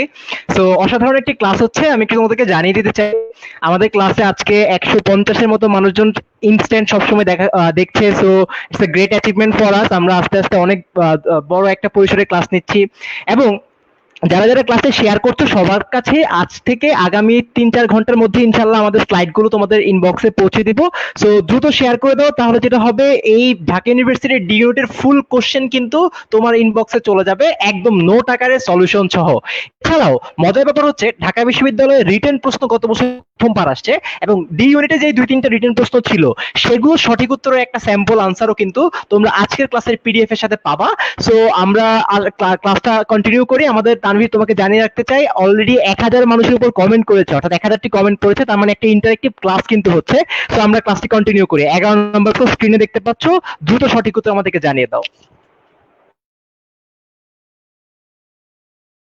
মানুষ, so congratulations to you guys. And not only that, তোমরা যে সবাই কমেন্ট করতেছো তার মানে তোমরা মোটামুটি ক্লাসটা মনোযোগ দিচ্ছ, এট দ্য সেম টাইম তোমরা মোটামুটি বুঝতে পারছো। সো চিন্তা করে দেখো, এখনো তোমরা আসলে এইচএসসি পরীক্ষাই দাও নাই। সো এইচএসসি পরীক্ষা দেওয়ার আগে তোমরা মোটামুটি ঢাকা বিশ্ববিদ্যালয়ের কোশ্চেন ঠিকঠাক মতো কারেক্ট আনসার দিতে পারতেছো, তার মানে বোঝাই যাচ্ছে যে তোমাদের প্রিপারেশন ভালো। এবং তোমরা যেহেতু সিরিয়াস, তাহলে আমরা আশা করি যে আমরাও তোমাদের আমাদের এন্ড থেকে যথেষ্ট পরিমাণ সাহায্য করার চেষ্টা করবো, এবং আমরা সবাই মিলে একটা ভালো রেজাল্ট করতে পারবো ইনশাল্লাহ। সো আমি দেখতে পাচ্ছি যে আমি কোশ্চেন নিয়ে কোনো কথাই বলি নাই, ইতিমধ্যে অনেক আনসার চলে আসছে। অনেকটা অপশন ডি দেখতে পেয়েছিলাম, এখন নাসির হাসান লিখেছে অপশন এ, নাইম লিখেছে অপশন ডি, মায়ামি লিখেছে অপশন ডি, এনামুল হক ফাহিম লিখেছে অপশন এ। আচ্ছা, তো প্রথমে খেয়াল করে দেখি, এখানে আমরা দু একটা বেশি কথা বলবো। কোশ্চেনটা কি ছিল? What is the meaning of the proverb do you put the cart before the house? So খেয়াল করে দেখো, এখানে একটা প্রোভার্ব দেওয়া আছে। কোশ্চেন হচ্ছে প্রোভার্ব মানে কি? প্রোভার্ব মানে কি? প্রোভার্ব মানে হচ্ছে প্রবাদ প্রবচন।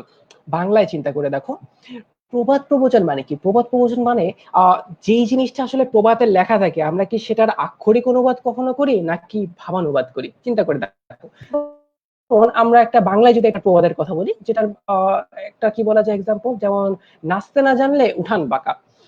এইটার মানে কি আমরা এটা বুঝাই যে একটা মানুষ আসলে সত্যি সত্যি নাচতেছে ভাঙা উঠানের উপর? আমরা তো এটা বুঝাই না।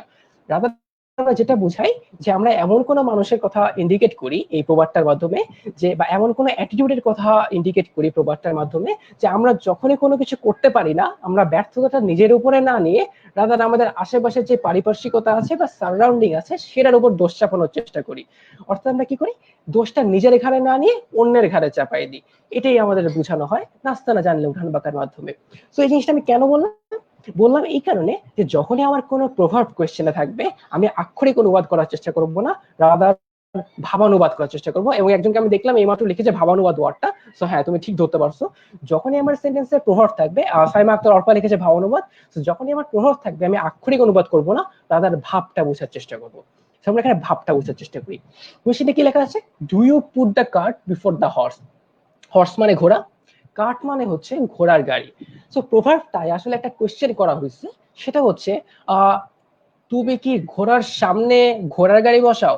তুমি চিন্তা করে দেখো, আমি একটা ঘোড়ার গাড়ি বসাবো, তাহলে ঘোড়ার গাড়িতে আমার সামনে কি ঘোড়াটা থাকবে নাকি ঘোড়ার গাড়িটা থাকবে? সবাই আমরা এই জিনিসটা চিন্তা করি, কমেন্ট বক্সে লিখি। তো আমি আবার বলতেছি, যখন আমি একটা ঘোড়ার গাড়ি বানাবো, আমি কি সামনে ঘোড়া দিব নাকি সামনে গাড়ি দিব? সামনে কোনটা দেওয়া উচিত বলো তো, ঘোড়া দেওয়া উচিত নাকি গাড়ি দেওয়া উচিত? দেখতে চাই কমেন্টে, দেখো তো। যদি সামনে ঘোড়া দেওয়া উচিত মনে হয় তাহলে এইচ লেখো, যদি মনে হয় সামনে গাড়ি দেওয়া উচিত তাহলে সি লেখো। সি মানে কার্ট আর এইচ মানে হচ্ছে হর্স। অনেকে আসলে কারেক্ট অ্যান্সারও দিয়ে দিচ্ছে, সো ভেরি গুড। যারা বুঝতে পেরেছে তাহলে ভেরি গুড। সো বেসিক্যালি হ্যাঁ, আমি যেটা দেখতে পাচ্ছি যে তোমরা বলতেছো যে অবভিয়াসলি আমরা যখন একটা ঘোড়ার গাড়ি বানাবো, অবশ্যই আমরা সামনে বসাবো ঘোড়াটা, পরে বসাবো গাড়িটা। সামনে থাকবে আমার ঘোড়া এবং এর পরে থাকবে হচ্ছে আমার গাড়ি। সামনে ঘোড়া পরে গাড়ি। কখনোই কি আমরা ঘোড়ার সামনে গাড়ি বসাবো? অবশ্যই ঘোড়ার সামনে গাড়ি বসাবো না। সো এই মিনিংটা মানে এই প্রভাবটা দিয়ে যেটা বোঝানো হয়েছে, যে সেটা হচ্ছে আমরা যেই কাজটাই করি না কেন সেই কাজটা পারফেক্ট অর্ডারে করা উচিত। আমি আবার বলতেছি, যেই কাজটাই আমরা করব সেই কাজটা প্রপার অর্ডারে করা উচিত বা পারফেক্ট অর্ডারে করা উচিত। পারফেক্ট অর্ডারটা কি ঘোড়ার গাড়ির ক্ষেত্রে? ঘোড়ার গাড়ির ক্ষেত্রে পারফেক্ট অর্ডারটা হচ্ছে সামনে থাকবে ঘোড়া, পেছনে থাকবে গাড়ি। আবার বলতেছি, সামনে থাকবে ঘোড়া, পেছনে থাকবে গাড়ি। অর্থাৎ এই প্রভাব দ্বারা আমাকে যেটা বোঝানো হয়েছে সেটা হচ্ছে তুমি কি ঘোড়ার সামনে গাড়ি বসাও? Answer is no. আমি ঘোড়ার সামনে কখনোই গাড়ি বসাই না। আমি ঘোড়া আগে বসাই এবং পরে গাড়ি বসাই। কারণ যে কোনো কাজ করার জন্য আমাকে কি করতে হবে, একটা প্রপার অর্ডার মেনটেন করতে হবে। তাহলে প্রপার অর্ডার মেনটেন করতে হবে, এটা আমার কোন অপশনে দেওয়া আছে? আমার অপশন ডি তে দেওয়া আছে যে do things in a proper order. অর্থাৎ অপশন ডি তে দেওয়া আছে আমাদের যে কোনো কাজই প্রপার অর্ডারে করতে হবে, অর্থাৎ সঠিক অর্ডারে করতে হবে। সেই কারণে এখানে আমার কোশ্চেনের আনসারটা দাঁড়াবে option B. So I think আমি মোটামুটি বুঝাইতে পারছি যে এই জিনিসটার মিনিংটা কি। তো আমি আবারও বলতেছি, যখনই আমার সেন্টেন্সে কোনো প্রভাব থাকবে বা কোশ্চেনে কোনো প্রভাব থাকবে, আমি কখনোই আক্ষরিক অনুবাদ করার চেষ্টা করবো না, রাদার ভাবানুবাদ করার চেষ্টা করবো, অর্থাৎ মিনিংটা বোঝার চেষ্টা করবো। এখানে যে জিনিসটা বোঝানো হয়েছে সেটা হচ্ছে যে কোনো কাজ করার জন্য প্রপার অর্ডার মেনটেন করা উচিত। যেমন ঘোড়ার গাড়ি করার জন্য বা ঘোড়ার গাড়ি বানানোর জন্য আগে ঘোড়াকে বসানো উচিত এবং পরে গাড়িকে বসানো উচিত। সো আই থিঙ্ক সামনে লুমিনাস, পিছিয়ে স্টুডেন্ট, টানতে টানতে ডিওতে নিয়ে যাবে ইনশাল্লাহ। আমরা আমাদের এন্ড থেকে যথেষ্ট চেষ্টা করব এবং আমরা আশা করব তোমরা আমাদের উপর আস্থা রাখবা এবং আমরা আমাদের এন্ড থেকে যথাসাধ্য চেষ্টা করব তোমাদের আস্থার প্রতিদান দিতে এবং অনলাইনে তোমাদের আস্থার যাতে আমরা ঠিকঠাক মতো প্রতিদান দিতে পারি বা অনলাইনেও যাতে আমরা তোমাদের সাহায্য করতে পারি। তোমরা জানো এখন আসলে কোয়ারেন্টাইনের সময় আমরা সবাই লকডাউনের মধ্যে আছি। যদিও সরকার সাধারণ ছুটি উঠাই দিচ্ছে, স্টিল আমাদের বেশিরভাগ টাইম আসলে বাসার ভেতরেই থাকতে হয়। তো এখন আসলে ইন্টারাকশনের ওয়ে অনলাইন ছাড়া আর কিছু নেই। সেহেতু শুভ ভাই এমন ক্লাসের শুরুতে যেটা বলেছিল যে আমরা অনলাইনে তোমাদের বিভিন্নভাবে চেষ্টা করবো তোমাদের কাছাকাছি থাকার এবং তোমাদেরকে যেভাবে যেভাবে সম্ভব সেভাবে সাহায্য করার। এবং শুভ ভাই যেরকম তোমাদের দেখাইছে, আমাদের শুরুতেই দেখানো হয়েছে, অনেকে হয়তো আমাদের সাথে পরবর্তীতে যোগদান করছো, সেহেতু আমি তোমাদেরকে আবারও বলতেছি। তো বেসিক্যালি অনলাইনে আমরা 3টা প্ল্যাটফর্মের মাধ্যমে তোমাদের সাথে যুক্ত থাকার চেষ্টা করি। একটা হচ্ছে আমাদের পেজ, যেটা তোমরা এখন স্ক্রিনে দেখতে পাচ্ছ, যে পেজটা হচ্ছে লুমিনাস ইউনিভার্সিটি অ্যাডমিশন কোচিং। তো তোমার যদি পেজে লাইক দেওয়া না থাকে তাহলে তুমি আমাদের এই লাইভ ভিডিওটা শেষ করার সাথে সাথে পেজে যেয়ে লাইক দিয়ে নিতে পারো। তাহলে এই পেজে আমরা যে সমস্ত লাইভ ভিডিওগুলোতে আসি সেগুলো তোমরা দেখতে পারবা। এমনকি কোনো কারণে যদি তোমার নেটওয়ার্কের সমস্যার কারণে বা ইলেকট্রিসিটির সমস্যার কারণে তোমরা যদি কারেক্ট টাইমে ভিডিওটা দেখতে নাও পারো, পরবর্তীতে জিনিসটা সেভ করা থাকে, তুমি পরবর্তীতেও লাইভ ভিডিওতে দেখতে পারো। এছাড়াও আমাদের যেটা আছে সেটা হচ্ছে আমাদের গ্রুপ, যেটার নাম হচ্ছে লুমিনাস এডুকেশন আর ইউনিভার্সিটি অ্যাডমিশন হেল্পলাইন। এখানে তোমরা যদি জয়েন করে না থাকো তাহলে এখানে অবশ্যই জয়েন করবে, কারণ এখানে প্রত্যেক দিন সন্ধ্যা 7টার সময় আমরা একটা করে এমসিকিউ প্রদান করি। এক এক দিন এক এক সাবজেক্টের এমসিকিউ আসে। তো বেসিক্যালি তোমার মনে হতে পারে একদিনে একটা এমসিকিউ কি বা আসা যায়, বাট তুমি এভাবে চিন্তা করবা একদিনে একটা এমসিকিউ মানে তুমি সপ্তাহে 7টা এমসিকিউ পাচ্ছ, মাসে 30টা এমসিকিউ পাচ্ছ। বলা যায় না, লাক বাই চান্স 2টা এমসিকিউ যদি তোমার ঢাকা ভার্সিটির পরীক্ষায় হলে কমন পেয়ে যায়, খেয়াল করে দেখো একটা কোয়েশ্চেনে 1.25 নম্বর, অর্থাৎ 2টা কোয়েশ্চেনে 2.5 নম্বর, 2.5 নম্বরের ব্যবধানে তোমার পজিশন আকাশ পাতাল চেঞ্জ হয়ে যেতে পারে। সো বলা যায় না, তোমার যদি লাক ফেভার করে তাহলে এখান থেকে আমি ভালো কিছু পেয়েও যেতে পারি। এছাড়াও আমাদের যেটা আছে ইউটিউব চ্যানেল, তুমি যে তোমরা যে এখন আমাদের সাথে লাইভে যুক্ত আছো, এরকম আমাদের আগেও আর অনেক লাইভ হয়েছে, এমন হতেই পারে যে তুমি আজকে আমাদের সাথে প্রথম যুক্ত হয়েছো, আমাদের আগের লাইভ গুলাতে আমাদের সাথে ছিলে না, সেক্ষেত্রে তোমরা আমাদের আগের লাইভ গুলা এই আমাদের ইউটিউব চ্যানেলে দেখতে পারবা। সো তোমাদের যদি ইউটিউব চ্যানেলে সাবস্ক্রাইব করে না থাকে তাহলে দ্রুত যে সাবস্ক্রাইব করে ফেলবে, এবং বেল আইকনে যদি তুমি প্রেস করে রাখো তাহলে তুমি তোমার ইউটিউবে যখনই প্রবেশ করবা বা ইউটিউবে যখনই সাইন ইন করবা তুমি তখনই আমাদের নোটিফিকেশন গুলো পাবা। সো আই থিঙ্ক মোটামুটি আমি ক্লিয়ার করতে পারছি যে কিভাবে আমরা তোমাদের সাহায্য করার চেষ্টা করবো অনলাইন প্ল্যাটফর্মের মাধ্যমে। সো মুভিং অন, পড়ালেখায় ফেরত আসি। আগের সেশনে, আগে যে ইংলিশ সেশনে আমরা তানভীর 11 নম্বর কোশ্চেনটা একটু রিপিট করো ওদের জন্য, 11 নম্বরটা একটু রিপিট করো। ওকে ওকে, তাহলে 11 নাম্বারটা যদি রিপিট করা লাগে তাহলে 11 নাম্বারটা আবার আসি। আমি যেটা বলছিলাম, যেহেতু এখানে একটা প্রভার্ব দেওয়া আছে, প্রভার্বের অর্থ হচ্ছে আমরা কখনোই আক্ষরিক অনুবাদ করব না, আমরা ভাবানুবাদ করব। সো ভাবানুবাদ মানে কি, কোশ্চেনে বলা আছে প্রভাবটা কি, প্রভাবটা হচ্ছে তুমি কি ঘোড়ার সামনে গাড়ি বসাও? আনসার ইজ নো, আমরা ঘোড়ার সামনে গাড়ি বসাই না। কেন আমরা ঘোড়ার সামনে গাড়ি বসাই না? কারণ যে কোনো কাজ করার জন্য প্রপার অর্ডার মেনটেন করা লাগে, অর্থাৎ সঠিক নিয়ম মেনটেন করা লাগে, সঠিক সিরিয়াল মেনটেন করা লাগে। তাহলে বলো, ঘোড়া আর গাড়ির ক্ষেত্রে যদি আমি সঠিক সিরিয়াল মেনটেন করতে চাই তাহলে কি আমি গাড়ি বসাবো নাকি ঘোড়া বসাবো? আনসার ইজ আমি অবশ্যই ঘোড়া বসাবো। তো আমি অপশনগুলো চেক করি। অপশন এ তে লেখা আছে put the horse behind the cart.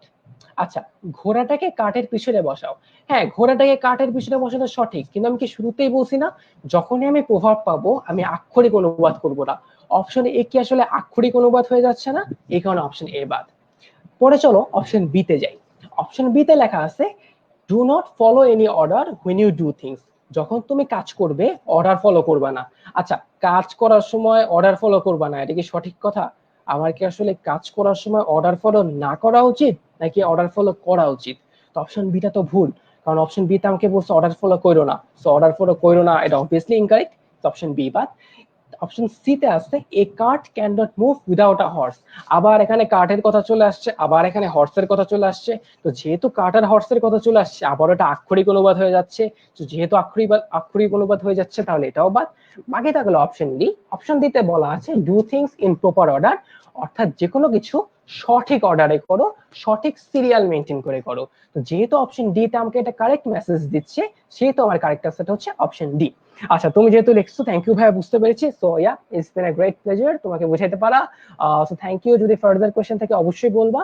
So আমি মুভ অন করতেছি। আমরা যেটা করার চেষ্টা করতেছিলাম সেটা হচ্ছে প্যাসেজ সলভ করার চেষ্টা করছিলাম। সো আমরা এখন প্যাসেজ সলভ করব। সো আমরা যে লাস্ট সেশনটা করছিলাম ইংলিশে, সেখানে আমরা দেখছিলাম সি ইউনিটের কোশ্চেন। সি ইউনিটের কোশ্চেনে আমরা যেটা দেখছিলাম যে সি ইউনিটের কোশ্চেনে কোনো প্যাসেজ আসে নাই।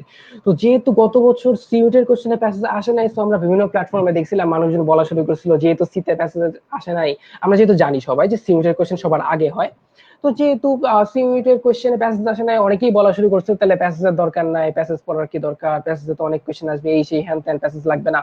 মানে আমরা পরবর্তীতে দেখছি বি ইউনিটের কোশ্চেনও ডি ইউনিটের কোশ্চেনে প্যাসেজ আসছিল। তো যেহেতু আমরা আজকে ডি ইউনিটের কোশ্চেন সলভ করতেছি, আমরা দেখতে পাচ্ছি যে ডি ইউনিটের কোশ্চেনে আসলেই প্যাসেজ আসছিল। সো আমরা এখন প্যাসেজটা সলভ করার চেষ্টা করব, এবং এটা হচ্ছে বেসিক্যালি তোমাদের একটা মেসেজ দেয় যে যারা আমরা ডি ইউনিট ছাড়াও অন্যান্য ইউনিটেও পরীক্ষা দিব, বি ইউনিটে, ইউনিটে বা সি ইউনিটে পরীক্ষা দিব, গত বছর প্যাসেজ আসুক বা না আসুক আমাদের অবশ্যই প্যাসেজ প্র্যাকটিস করতে হবে। কারণ যেহেতু গত বছর ডি ইউনিটে প্যাসেজ আসছে, তো আমরা বলতে পারছি না যে এই বছর অন্য ইউনিটে প্যাসেজ আসবে না, এমন কোনো গ্যারান্টি নাই। তো বেসিক্যালি প্যাসেজ আসতেই পারে। তো যেহেতু প্যাসেজ আসার সম্ভাবনা আছে, সেই কারণে এটা আমাদের একদম নৈতিক দায়িত্ব প্যাসেজ সলভ করা এবং প্যাসেজ প্র্যাকটিস করা। তো প্যাসেজ হচ্ছে এমন একটা জিনিস যেটা আমরা বেসিক্যালি ইন্টারমিডিয়েট লেভেলেও করি। ইন্টারমিডিয়েটেও আমাদের একদম প্রথম কোশ্চেনে আসলে একটা প্যাসেজ থাকে যেটার আন্ডারে অনেকগুলো এমসিকিউ থাকে। তো এখন আমরা ওইরকম কিছু সলভ করার চেষ্টা করবো। এরকম একটা প্যাসেজ এখন আমরা স্ক্রিনে দেখতে পাচ্ছি। বাট প্যাসেজ সলভ করার সময় আমরা সবাই একটা বেসিক মিস্টেক করি। সেই মিস্টেকটা কি? মিস্টেকটা হচ্ছে আমরা প্যাসেজটা পেয়ে আগে প্যাসেজ পড়া শুরু করি। একদম পুরো প্যাসেজ পড়ে ফেলি। অনেক ক্ষেত্রে প্যাসেজের মানে বুঝি, অনেক ক্ষেত্রে প্যাসেজের মানে বুঝি না। যদি মানে না বুঝি তাহলে তো পড়ে কোনো লাভই হইলো না। আবার যদি মানে বুঝিও, সেক্ষেত্রে যেটা হয়, কোয়েশ্চেন পড়ার সময় যখন প্যাসেজটা পড়া শেষ করে কোয়েশ্চেন পড়তে চাই, কোয়েশ্চেন পড়তে পড়তে আসলে ভুলে যাই যে প্যাসেজ আসলে কি পড়ছিলাম। সো আমি যদি প্যাসেজ পড়ার পরে কোয়েশ্চেনে যে কোয়েশ্চেন দেখে প্যাসেজ ভুলে যাই, তাহলে আসলে প্যাসেজ পড়ে লাভটা কি হইলো? তো বেসিক্যালি প্যাসেজ সলভ করার জন্য আমরা সর্বপ্রথম যে জিনিসটা মাথায় রাখবো, আগে প্যাসেজ পড়বো না, আগে আমি কোয়েশ্চেন দেখবো, কোয়েশ্চেনটা বুঝবো, দেন সেই কোয়েশ্চেনের আনসারটা প্যাসেজে খুঁজে বের করার চেষ্টা করবো। সো আমরা সেই পলিসিতে আগানোর চেষ্টা করি, সেই ওয়েতে আগানোর চেষ্টা করি। গত বছর ডিউনিতে একটা ট্রিকি প্যাসেজ দিছিল, যে প্যাসেজে দুইটা কোশ্চেন একটু ট্রিকি ছিল, বাকি কোশ্চেনগুলো একদমই সহজ। সো আমরা ট্রিকি গুলো দিয়ে স্টার্ট করবো। সো আমরা প্রথম কোশ্চেনে দেখি, what was the most well known form of money in the past? অর্থাৎ অতীতে সবচেয়ে বহুল প্রচলিত বা বহুল জনপ্রিয় মানির ফর্ম কোনটা ছিল? আবার বলতেছি, অতীতে, ইন দা পাস্ট মানে কি অতীতে, অতীতে মানের কোন ফর্মটা সবচেয়ে বেশি প্রচলিত ছিল? আমি আবারও বলতেছি, অতীতে মানের কোন ফর্মটা সবচেয়ে বেশি প্রচলিত ছিল? আমরা অপশন দেখতে পাচ্ছি, অপশন এ তে লেখা আছে কাউরিস, কাউরিস মানে হচ্ছে কড়ি। অপশন বি তে লেখা আছে কম্পিউটার বিটস মানে বিটকয়েন। অপশন সি তে লেখা আছে কয়েন, কয়েন মানে হচ্ছে 1 টাকার কয়েন, 2 টাকার কয়েন, 5 টাকার কয়েন বেসিক্যালি। আর অপশন ডি তে লেখা আছে স্টোন, স্টোন মানে হচ্ছে পাথর। সো আই থিঙ্ক আমরা কোয়েশ্চেনটা পড়ছি। মোটামুটি কোয়েশ্চেন আমরা কি করবো, আমরা মাথায় নিয়ে নিব। কোয়েশ্চেনটা কি ছিল? অতীতে, অতীতে আমরা এখনই আনসার দেওয়া শুরু করছি। আচ্ছা আমি জানি না তোমরা প্যাসেজ পড়ছো কিনা, তাহলে আমরা প্যাসেজ পড়বো। কোয়েশ্চেনটা হচ্ছে, অতীতে মানির মোস্ট ওয়েল নোন ফর্ম কোনটা ছিল? কোয়েশ্চেনটা আমরা মাথায় রাখলাম, প্যাসেজটা আমরা দেখি। তাহলে সবাই তাড়াতাড়ি একবার প্যাসেজটা গো থ্রু করি, প্যাসেজটা গো থ্রু করে আমরা আনসারটা খুঁজে বের করার চেষ্টা করি, এবং যদি আমরা আনসারটা খুঁজে পেয়ে যাই তাহলে আমরা দ্রুত কমেন্ট করে ফেলি। তাহলে তোমাদের সময় দিচ্ছি 30 সেকেন্ড সময়।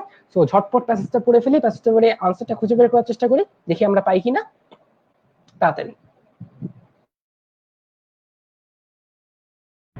তানভীর, অনেকে যেটা করেছে, আমি তোমাকে মিউট করে দিয়েছি, অনেকে যেটা করেছে ডিরেক্টলি আনসার করা শুরু করে দিয়েছে, বাট আমরা প্যাসেজের ক্ষেত্রে একদমই সরাসরি উত্তর করব না। যদিও বা আমরা অপশন দেখে সঠিক উত্তর পেয়েও যাই, স্টিল আমরা ওই অপশনের ধারে কাছে জিনিসগুলোকে প্যাসেজ থেকে খুঁজে বের করে তারপরে পড়বো। সো যারা যারা দ্রুত আনসার করে ফেলেছো, আমরা দেখতে পেয়েছি 20-25 জন আগে আনসার করে ফেলছে চালু চালু, বাট এটা করা যাবে না। আমাদেরকে যেটা করতে হবে, প্রশ্ন পড়ে তারপরে প্যাসেজ থেকে খুঁজে বের করে তারপর পড়তে হবে। আমি আবারও মিউট করে চলে গেলাম। এটা যেহেতু মানির কোয়েশ্চেন, আমরা সবাই ব্যাংকিং এ অনেক জিনিসপাতি পড়ছি, করি, স্বর্ণ মুদ্রা, রৌপ্য মুদ্রা ইত্যাদি ইত্যাদি আদিম যুগে মানি হিসেবে ব্যবহার করা হতো। তা আমরা হয়তো অনেকে ইয়া ব্যবহার করতেছি, আমাদের ইনটিউশন ব্যবহার করে আনসার করে ফেলছি। এখন আবার অনেকে দিয়ে দিচ্ছে অপশন সি। তো যেহেতু অপশন সি দিচ্ছে, আমি জানতাম তোমরা অপশন সি দিবা বেসিক্যালি। শুরুতে একটা কথা বলছিলাম, মনে করে দেখো, যে গত বছর ঢাকা ভার্সিটি ডিউনিটে যে কোয়েশ্চেনটা দিয়েছিল, একটা ট্রিকি কোয়েশ্চেন দিয়েছিল। তো বেসিক্যালি এই কোয়েশ্চেনে ছোট্ট একটা ট্রিক আছে। তো আমরা চিন্তা করে আনসার করার চেষ্টা করি। আচ্ছা এখনো সি দেখতেছি, রাফিন বলতেছে এ হবে আনসার, জানাতুল দুশমিত বলতেছে সি, সি এর আধিক্য দেখা যাচ্ছে, প্রিয়া চক্রবর্তী বলছে কয়েন্স। আচ্ছা, তো বেসিক্যালি আমি যেটা দেখতে পাচ্ছি, আনসার এ এবং সি এর মধ্যে বিভক্ত, বিডি কেও আনসার দেওয়া নাই। তো যেহেতু বিডি আনসার দেওয়া নাই, তার মানে আমি এটা বুঝতে পারছি তোমরা আসলে প্যাসেজটা পড়ছো। প্যাসেজ পড়লে আসলে বিডি আনসার তার কোনো মিনিংই নাই। তো আসলে এ আর সি এর মধ্যে ভাগ হয়ে গেছে। কেন এ আর সি এর মধ্যে ভাগ হয়েছে, আমি এটা তোমাদের একটু দেখানোর চেষ্টা করি। আমি কিন্তু জানতাম যে তোমাদের এ আর সি এর মধ্যে ভাগ হবে।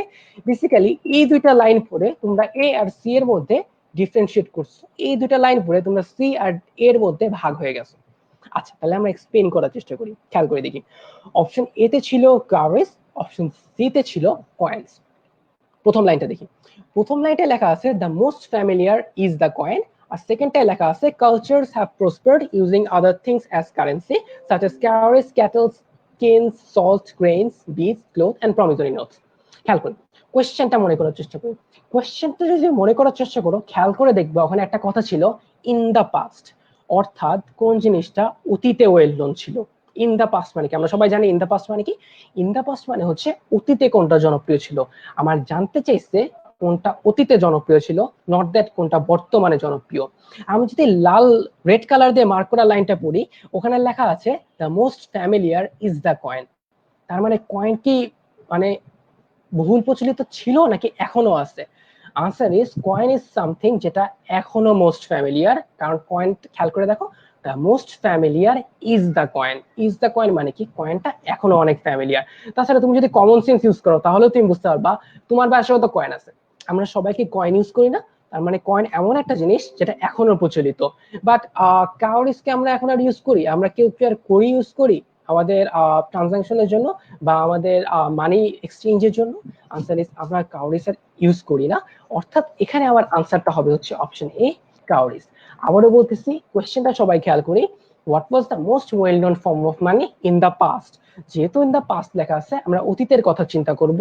কয়েন হচ্ছে সামথিং যেটা এখনো এক্সিস্ট করে, সেই কারণে আমার আনসার কয়েন হবে না, রাদার আমার আনসারটা হবে কাউরিজ অর্থাৎ কড়ি, যেটা অতীতে অনেক ওয়েল নোন ছিল, অনেক ফ্যামিলিয়ার ছিল, মানুষজন অনেক ইউজ করতো, বাট এখন আর ইউজ করে না।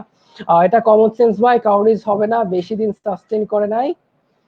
আচ্ছা, তুমি যদি বলে থাকো কাউরিজ হবে না, বেশি দিন সাস্টেইন করে নাই, তাহলে আমি তোমাকে যেটা বলবো, আজকে আমাদের লাইভ সেশনটা শেষ হওয়ার পরে তুমি উইকিপিডিয়াতে বা যে কোনো সাইটে হিস্ট্রি অফ মানি সার্চ দিবা। হিস্ট্রি অফ মানি সার্চ দিয়ে তুমি যদি একটু পড়ালেখা করো, তাহলে তুমি দেখতে পারবা কাউরিজ হচ্ছে যতগুলা মুদ্রা অতীতে ছিল বাট বর্তমানে নাই, এরকম যত ধরনের মুদ্রা আছে, তার মধ্যে কাউরিজ হচ্ছে এমন একটা জিনিস যেটা সবচেয়ে বেশি প্রচলিত ছিল এবং সবচেয়ে বেশি ব্যবহৃত হয়েছে। তো তুমি যদি একটু কষ্ট করে আজকে লাইভ ক্লাস শেষে হিস্টরি অফ মানি লিখে সার্চ দাও এবং পড়ালেখা করো, তুমি ডিস্টেন্স অনেক মানে কি বলবো, অনেক সময় নিয়ে পড়ালেখা করো, তুমি দেখতে পারবা যে কাউরিজ হচ্ছে এমন একটা মুদ্রা যেটা আমি কিছুক্ষণ আগেই বললাম বিলুপ্ত হয়ে গেছে এমন মুদ্রা সমূহের মধ্যে এটা সবচেয়ে বেশি ব্যবহৃত ছিল এবং অনেক বছর ধরে ব্যবহৃত হয়েছে। সো এটা বিলুপ্ত হয়ে গেছে তাড়াতাড়ি, এটা মোটামুটি সঠিক না। আচ্ছা, তুমি লিখছো ওকে ভাই, ওকে ফাইন। সো ইনশাআল্লাহ আমাদের পরে আবার কথা হবে। সো আমরা মুভ অন করি, পরের কোশ্চেনটাই মুভ অন করি। আই থিংক আমি এটা ক্লিয়ার করতে পারছি। তো পরের কোশ্চেনটা কি, what is the passage about? আচ্ছা, সো বেসিক্যালি প্যাসেজটা আমরা অলরেডি পড়ছি, সো আই থিংক তোমরা অ্যান্সার করতে পারবা। স্টিল আমরা একটু গো থ্রু করি। What is the passage about? Option A তে লেখা আছে the history of money in human society, অর্থাৎ কি মানির ইতিহাস। অপশন বি তে লেখা আছে, অনেকে লিখেছে I knew it, so yeah congratulations, so ইনশাআল্লাহ তুমি পরেরগুলোও পারবা। আচ্ছা, একজন লিখছে হুম, এখন বুঝছি, কংগ্রাচুলেশনস। আচ্ছা, পরেরটাই আসি। অপশন এ তে লেখা আছে history of money in human society, অর্থাৎ মানির ইতিহাস। অপশন বি তে লেখা আছে হাউ মানি চেঞ্জেস সোসাইটি, অর্থাৎ অর্থ কিভাবে সমাজ ব্যবস্থার পরিবর্তন ঘটাইছে। অপশন সি তে লেখা আছে how coin came into existence, অর্থাৎ কয়েনের কিভাবে আবির্ভাব ঘটলো। অপশন ডি তে লেখা আছে দ্য ইম্পর্টেন্স অফ প্লাস্টিক মানি, অর্থাৎ প্লাস্টিক মানির গুরুত্ব। তো আমরা যেহেতু চারটা অপশন করলাম, আমরা এখন প্যাসেজটার দিকে আরেকবার যাই এবং প্যাসেজটা বলে বোঝার চেষ্টা করি আসলে প্যাসেজে কোন জিনিসটা নিয়ে আলোচনা করা হয়েছে, এবং দ্রুত আমরা কমেন্ট বক্সে সে আনসারটা লিখে ফেলি। আচ্ছা, অলরেডি লিখছে রাহুল লিখেছে অপশন এ, নাজমুল লিখেছে অপশন এ, মুবিন লিখেছে অপশন এ, এনামুল হক লিখেছে option A, Rezwana Shoily option এ। আরে লাভলি, সবাই বুঝতে পারতেছে যেখানে আসলে কি ঘটছে। Very good. ইফতি খান লিখেছে অপশন এ, সিয়াম হোসেন অপশন এ, অনেকগুলো অপশন এ দেখতে পাচ্ছি। মনে হচ্ছে তোমাদের মধ্যে কনফিউশন নাই, that's the good thing. Okay, Tahmid Hossain option A, Faisal option A. By the way, এটাই ছিল সেকেন্ড কোয়েশ্চেন যেটা একটু কনফিউশন, আর যেটাতে একটু কনফিউশন আছে। কনফিউশন ওয়ালা কোয়েশ্চেনে যখন তুমি এত এফিশিয়েন্টলি পারতেছো, তো ইনশাআল্লাহ পরের কোয়েশ্চেনগুলো আমরা চালু শেষ করে ফেলবো। আরো আসিফ আহমেদ পূর্ণ লিখেছে অপশন এ, রাফিল লিখেছে option A, Afsana baby option A. সবাই যদি অপশন এ লিখছো তাহলে আর চিন্তা করার কিছু নাই, পরের সলিউশনে চলে যাই। তোমরা কারেক্ট আনসার দিয়েছো অপশন এ। সহজভাবে বোঝা যায় এখানে আসলে মানির হিস্ট্রি নিয়ে কথা বলা হয়েছে। এখানে কয়েনের ব্যাপারে বলা আছে, কয়েনের আগে কি কি ছিল সেগুলোর ব্যাপারে বলা আছে, কয়েন আগের পরে কয়েন আসছে, কয়েনের পরে বর্তমানে কি কি আসছে সেগুলো নিয়েও বলা আছে। তো বেসিক্যালি এখানে কয়েনের ইতিহাসটা ব্যাখ্যা করা হয়েছে। সো কারেক্ট আনসার হবে অপশন এ। তোমরা সবাই কারেক্ট আনসার দিয়েছো, সো কংগ্রাচুলেশনস। নেক্সট কোয়েশ্চেনে মুভ অন করি। So question number 14। কয়টা বাকি? 3টা বাকি, টোটাল 16টা কোয়েশ্চেন, সো 3টা বাকি। শেষের দিকে আছি আমরা। দ্য প্যাসেজ সাজেস্ট দ্যাট, আচ্ছা তো প্যাসেজ কোন ইনফরমেশনটা দিচ্ছে সেটা আমরা খুঁজবো। তো এখানে 4টা অপশন দেওয়া আছে, 4টা অপশন পড়ি। Coins existed long before the invention of money, অর্থাৎ মানির ইনভেনশনের আগেই কয়েন ছিল। আচ্ছা, এই অপশনটা কাটার জন্য না আসলে আমার প্যাসেজ পড়ার দরকার নেই, এটা কমন সেন্স দিয়ে আনসার করা যায়। চিন্তা করে দেখো, মানি আগে না কয়েন আগে? অবশ্যই মানির একটা ফর্ম হচ্ছে কয়েন, তার মানে অবশ্যই মানি আগে আসছে পরে কয়েন আসছে। এটা হইতেই পারে না যে কয়েন মানির আগে চলে আসছে। সো বেসিক্যালি আমরা কমন সেন্স দিয়ে আনসার করতে পারি অপশন এ। যদি কমন সেন্স দিয়ে আনসার করতে নাও পারো, তা আমরা হাতে রাখি অপশনটা। অপশনটার মানে কি? অপশনটার মানে হচ্ছে কয়েন মানির আগে আসছে। সো অপশন এ তে বলছে কয়েন মানির আগে আসছে, অর্থাৎ কয়েন প্রথমে আসছে, মানি পরে আসছে। অপশন বি তে লেখা আছে, একজন লিখেই দিচ্ছে অপশন এ। আচ্ছা, আমি আই গেস তোমার কাছে একটা কোয়েশ্চেন রাখলাম যে মানির আগে কিভাবে কয়েন আসতে পারে, তুমি এক্সপ্লেইন করবা। আরো একজন লিখেছে অপশন এ। ভাই অপশনগুলো এক্সপ্লেইন করি, প্যাসেজটা পড়ো, তারপরে শুভ ভাই একটা কথা বলছে না, চালু চালু আনসার দিবারা, সময় নিবা, প্যাসেজ পড়তে হবে। আচ্ছা, অপশন বি তে কি লেখা আছে? কাউরিজ war never counted as money, অর্থাৎ কাউরিজ কখনোই মানি ছিল না। আমরা তো কিছুক্ষণ আগেই দেখলাম কাউরিজ ছিল most familiar in the past, তাহলে এটা তো হতেই পারে না। অপশন সি তে লেখা আছে in ancient times cigarettes were used as money, অর্থাৎ প্রাচীনকালে সিগারেটকে মানি হিসেবে ব্যবহার করা হতো। প্রাচীনকালে সিগারেটকে মানি হিসেবে ব্যবহার করা হতো। আর অপশন ডি তে লেখা আছে coins followed the invention of money, অর্থাৎ কয়েন মানিকে ফলো করছে, অর্থাৎ মানি আগে আসছে, কয়েন পরে আসছে। তাহলে খেয়াল করে রেখো অপশন দুটার পার্থক্য। অপশন এ তে বলছে কয়েন আগে মানি পরে, আর অপশন ডি তে বলছে মানি আগে কয়েন পরে। তাহলে যেহেতু অপশনগুলো দেখছি, আমরা প্যাসেজটা দেখে নেই। তাহলে যদি প্যাসেজটা দেখা লাগে এমন হয়ে থাকে প্যাসেজটা তুমি ভুলে গেছো, তাহলে একবার চালাচলো প্যাসেজটা পড়ে ফেলে অপশনগুলো আইডেন্টিফাই করার চেষ্টা করি। অনেকেই লেখা শুরু করছে অপশন ডি, প্রান্তর লিখেছে অপশন ডি। যারা শুরুতে লিখছিল অপশন এ, তারা কি অপশন এতে স্টিক করতেছো নাকি অপশন চেঞ্জ করবা? দেখে ফেলা। জান্নাত তুশফিন দেখছো option D, very good. C related কিছু প্যাসেজে দেখছিলাম, হ্যাঁ সি রিলেটেড কিছু প্যাসেজ আছে, তাড়াতাড়ি পড়ে ফেলো। মাজহারুল ইসলাম লিখেছে option D, very good. Abdul Qayyum লিখেছে অপশন ডি। আব্দুল কাইম আজকে আমাদের সাথে নতুন যুক্ত হয়েছে এবং তুমি অনেক ভোকাল, সো গুড। এরকম এনথুজিয়াস্টিক মানুষ দরকার আমাদের। নোভা লিখেছে অপশন ডি। জান্নাতুল মাওয়াজিনি লিখেছে, মেসেজ দেওয়া বন্ধ করো, আচ্ছা ওটা ব্লক দিয়ে দাও যে মেসেজ দিচ্ছে। সাজ্জাদ লিখেছে অপশন ডি, নোভা লিখেছে অপশন ডি, অনেকেই লিখছে অপশন ডি। ভাইয়া সবার অ্যাটেনশন অপশন সি এর দিকে। আচ্ছা হ্যাঁ, তোমাকে মনে হয় অনেক মানে বিশেষ জিনিসপত্রের বা বিশেষ দোকানের আশেপাশে বেশি দেখা যায়, এই কারণে তোমার অ্যাটেনশন ওদিকে বেশি যাচ্ছে। সো আমরা অ্যাটেনশনটা বিশেষ দোকানের দিকে না রেখে প্যাসেজের দিকে রাখি। সো আমরা যদি একটু মুভ অন করি, তাহলে দেখো প্যাসেজে আমি কিছু লাইন মার্ক করে দিয়েছি তোমাদের জন্য। খেয়াল করে দেখো, এখানে কাউরিস ওয়ার্ডটা হোয়াইট কালার দিয়ে আইডেন্টিফাই করা আছে, অর্থাৎ অপশন বি তে যেটা লেখা ছিল যে কাউরিস কখনোই মানে ছিল না, এটা ভুল। কাউরিস একটা সময় মানে ছিল, অপশন বি কাটা। অপশন সি তে লেখা ছিল সিগারেট এনশিয়েন্ট টাইমে মানে ছিল, বাট আমরা এখানে দেখতে পাচ্ছি, আমি মার্ক করে দিয়েছি, সিগারেট আসলে এনশিয়েন্ট টাইমে মানে ছিল না, রাদার মডার্ন পিজনে সিগারেটকে মানে হিসেবে সার্ভ করা হয়, মডার্ন পিজনে। তার মানে খেয়াল করে দেখো, অপশনে লেখা ছিল এনশিয়েন্ট, প্যাসেজে লেখা আছে মডার্ন, তার মানে অপশন সিও ভুল। অর্থাৎ যে অপশন সি বলছো একটু খেয়াল করে দেখো, অপশন সিও ভুল। তাহলে বাকি থাকলো অপশন এ আর অপশন ডি। আমি অপশন এ আর ডি এর পার্থক্যটা আগেও বলেছিলাম।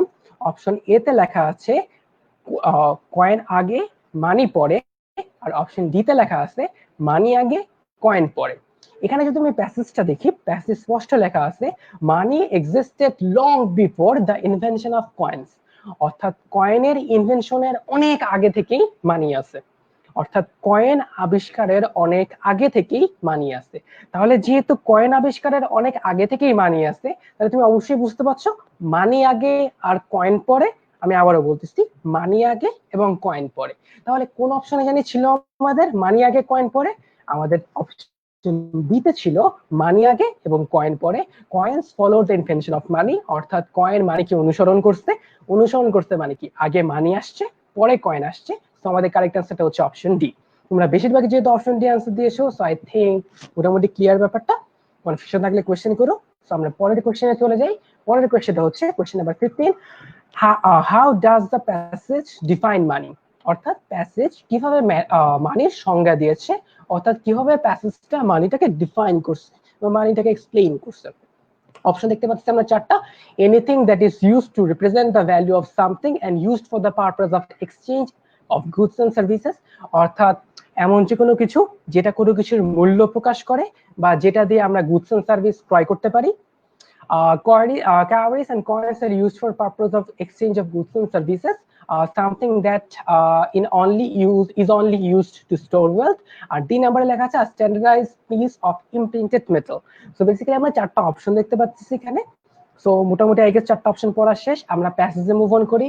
প্যাসেজে আনসারটা একদম সরাসরি দেওয়া আছে। সো আই থিংক আমরা খুব দ্রুত বের করে ফেলতে পারবো আনসারটা কি, এবং দ্রুত কমেন্ট করে ফেলবো আনসারটা কি। একদম সরাসরি আনসারটা দেওয়া আছে, তুমি যদি অপশনগুলো খেয়াল করে থাকো তুমি প্যাসেজের সরাসরি আনসারটা দেখতে পাবে। তো আমরা তাড়াতাড়ি প্যাসেজ থেকে আনসারটা দিয়ে দিই। অলরেডি অনেকে লেখা শুরু করেছে অপশন এ, জাকি লিখেছে অপশন এ, নাজিয়া লিখেছে option A, Samanta option A, Imran Ima option A, Nazia option A, Nodi লিখেছে অপশন এ, রাফেল লিখেছে অপশন এ। আচ্ছা সবাই অপশন এ লিখছো, সো এটা তার বেশি সময় কাটাবো না। তুমি যদি একটু খুঁজে পেয়ে না থাকো তাহলে আমি দেখাই দিই। একদম প্যাসেজের শুরুতেই এই লাইনটা একদম সরাসরি দেওয়া আছে যে money is anything that people R willing to use in order to represent the value of other things for the purpose of exchanging goods and service. So এই অপশনটা তোমরা যদি খেয়াল করে থাকো অপশন এ তে সরাসরি দেওয়া ছিল, তো কারেক্ট অ্যান্সারটা আমি অবশ্যই বুঝতে পারছি option A. So I think এটা নিয়েও কোনো কনফিউশন নাই।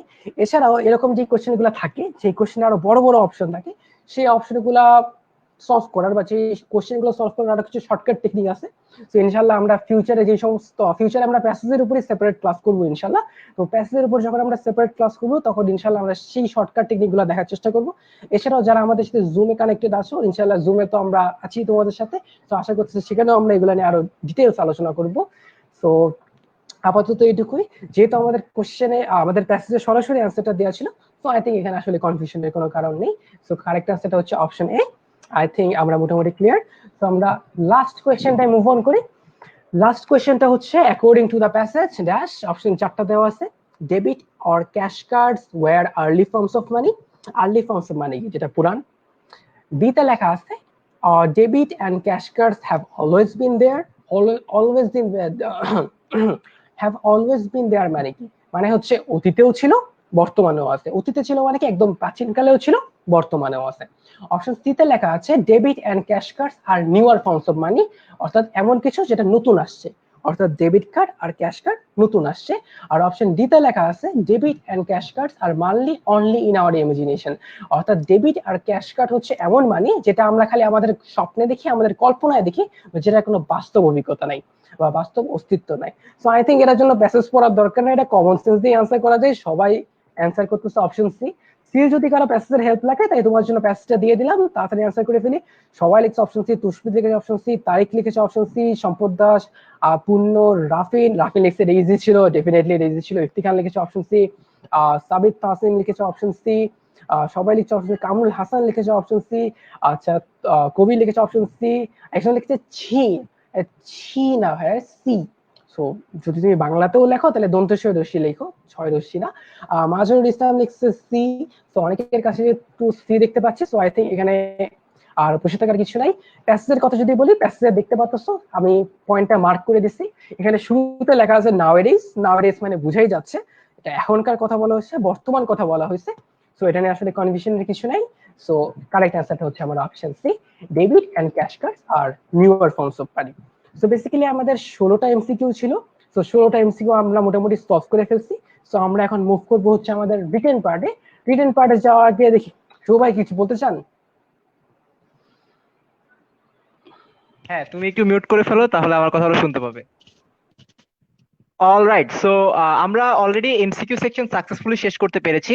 সো আমরা রিটেন সেকশনে যে প্রশ্নগুলো দেখতে পাবো সেগুলো নিয়ে খুব লম্বা ডিসকাশন করব না, কারণ অলরেডি তোমরা অনেকেই শেয়ার করে ফেলেছো ক্লাসটি। এবং যেহেতু শেয়ার করে ফেলেছো, এই রিটেন সেকশনের একদম স্যাম্পল আনসার, অর্থাৎ ঢাকা বিশ্ববিদ্যালয়ে যেভাবে ক্লাস মানে আনসারগুলো এক্সপেক্ট করে সেরকম একটা স্ট্যান্ডার্ড আনসার আমরা তোমাদেরকে প্রদান করব। এবং এবং স্লাইডটি তোমার সাথে থাকলে তুমি বুঝতেই পারবে যে প্যাসেজের কোন কোন অংশকে মার্ক করে কিভাবে কিভাবে আনসার করতে হয়। সো আই থিঙ্ক এটাও তোমাদের জন্য অনেক বেশি হেল্পফুল হবে। এছাড়াও আমরা দেখতে পেয়েছি আমাদের সাথে সাথে অনেক কোচিং দেখে দেখে কিন্তু লাইভ ক্লাস নিচ্ছে। সো অবশ্যই তোমরা ক্লাসগুলো করবে, ক্লাসগুলো করে যেখানে তোমাদের পছন্দ হবে, ভালো মনে হবে ক্লাসগুলো, সেখানে অংশ নিবে। এবং অনেকেই কিন্তু শুধুমাত্র জুমের মধ্যে ইন্টার কানেক্টেড থাকছে। আমরা কিন্তু দুই জায়গায় আছি, কারণ আমরা বিশ্বাস করি যারা বাংলাদেশের লকডাউন অবস্থায় ছাত্রছাত্রীরা রয়েছে তাদের সাথে আমাদেরও কিছু পরিমাণ কন্ট্রিবিউশন করার জায়গা আছে।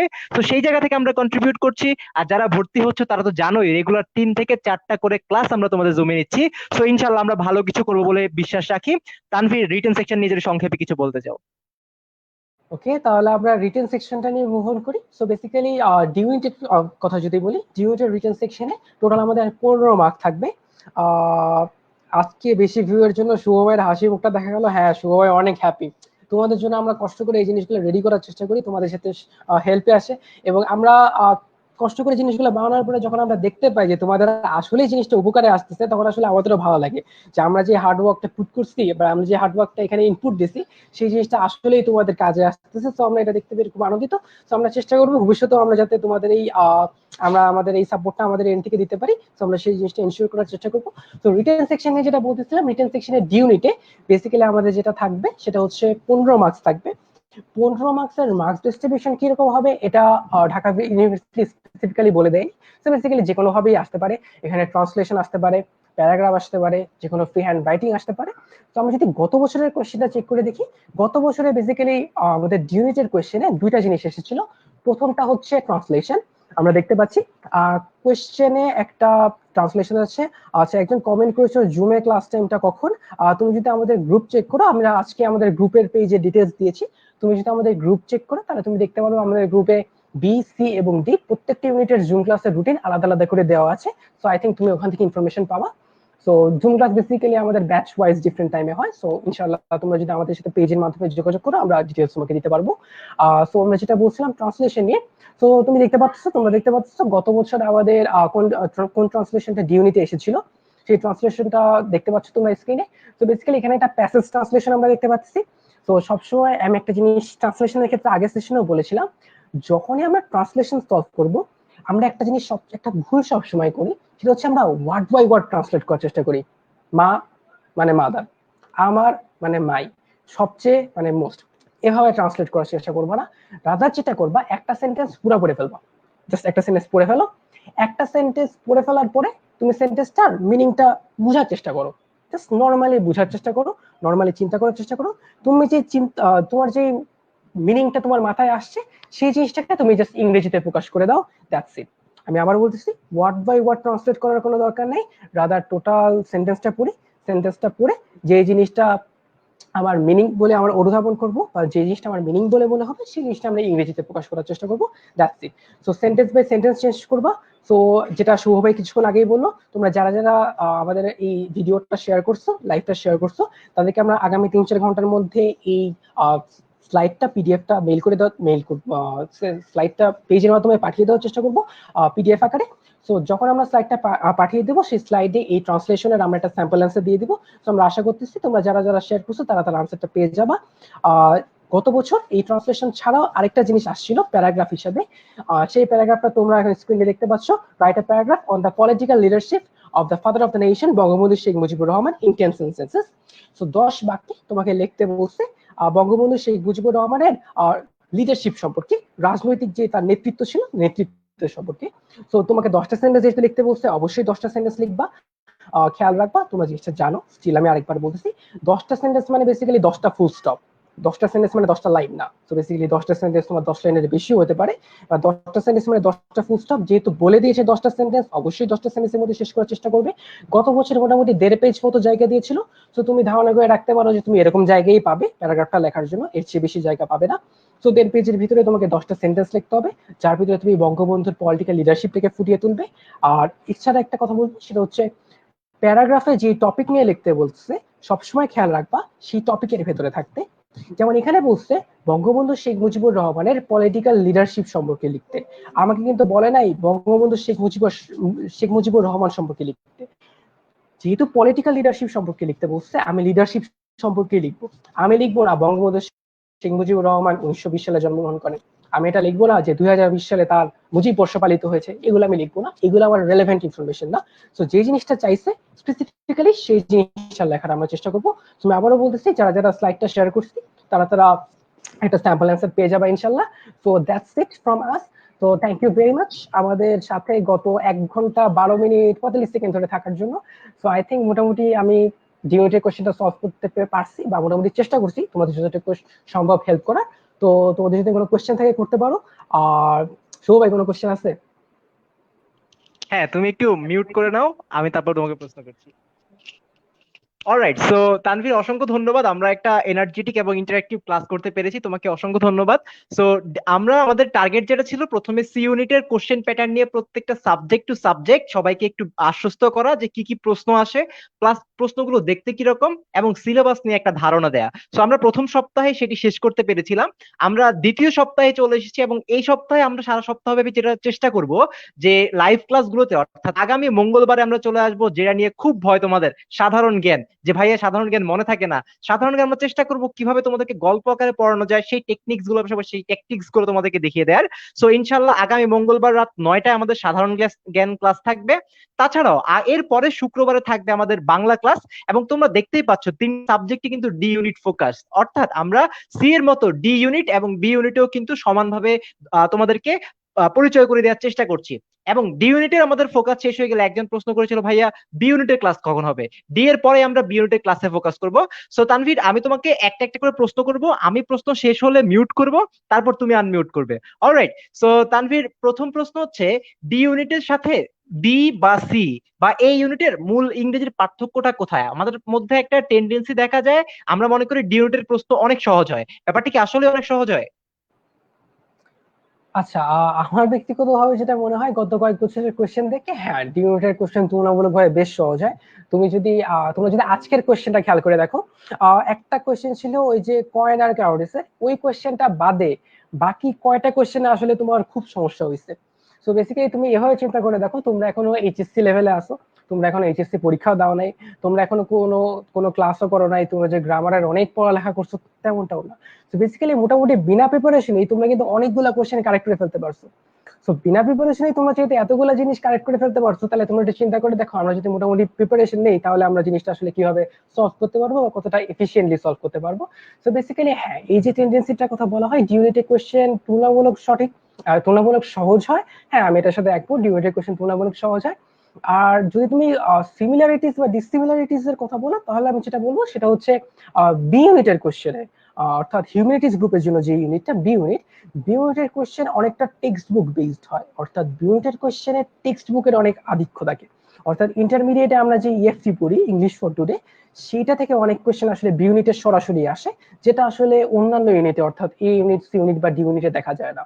তো এটা একটা পার্থক্য, এছাড়া বাকি জিনিস মোটামুটি সেম। আর হ্যাঁ, ডি এর কোশ্চেন কিছুটা সহজ হয়।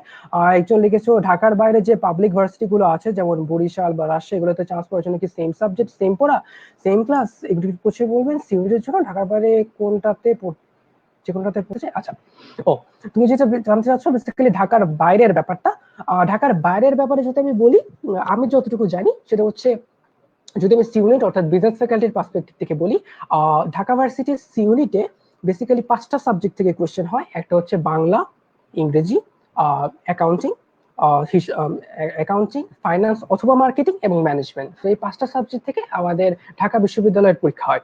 ঢাকা বিশ্ববিদ্যালয়ের বাইরে অন্যান্য বিশ্ববিদ্যালয় নিয়ে যদি কথা বলি, অন্যান্য অনেক বিশ্ববিদ্যালয় আছে, যে সমস্ত বিশ্ববিদ্যালয়ে আইদার ম্যাথ আসে অথবা কিছু কিছু বিশ্ববিদ্যালয়ে সাধারণ জ্ঞানও আসে।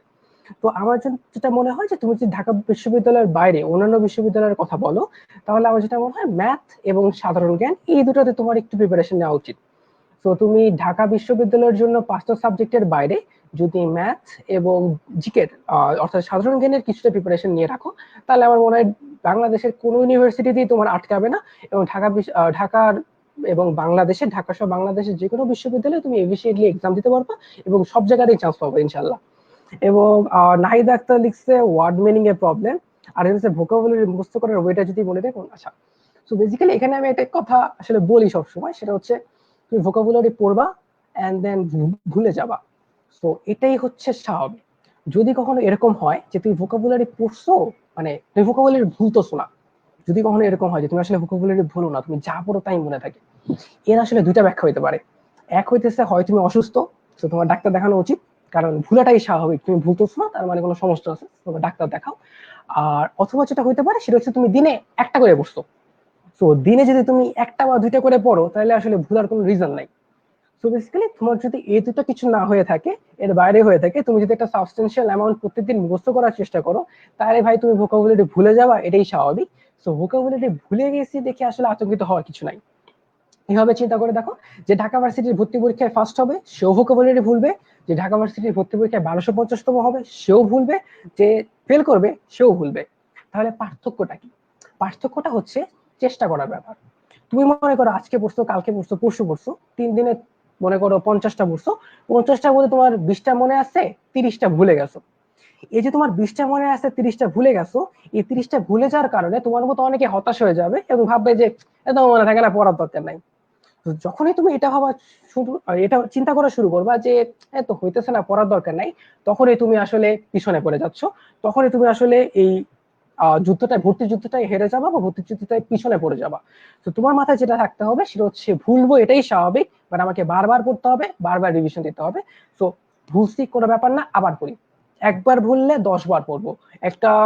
একটা কবি বলছিলেন, কোন কবি মনে নাই, যে একবার না পারিলে দেখো শতবার। ভোকাবুলারি হচ্ছে এমন একটা জিনিস যেখানে তোমাকে আসলেই এই জিনিসটা এক্সিকিউট করতে হবে, যে একবার না পারিলে দেখো শতবার।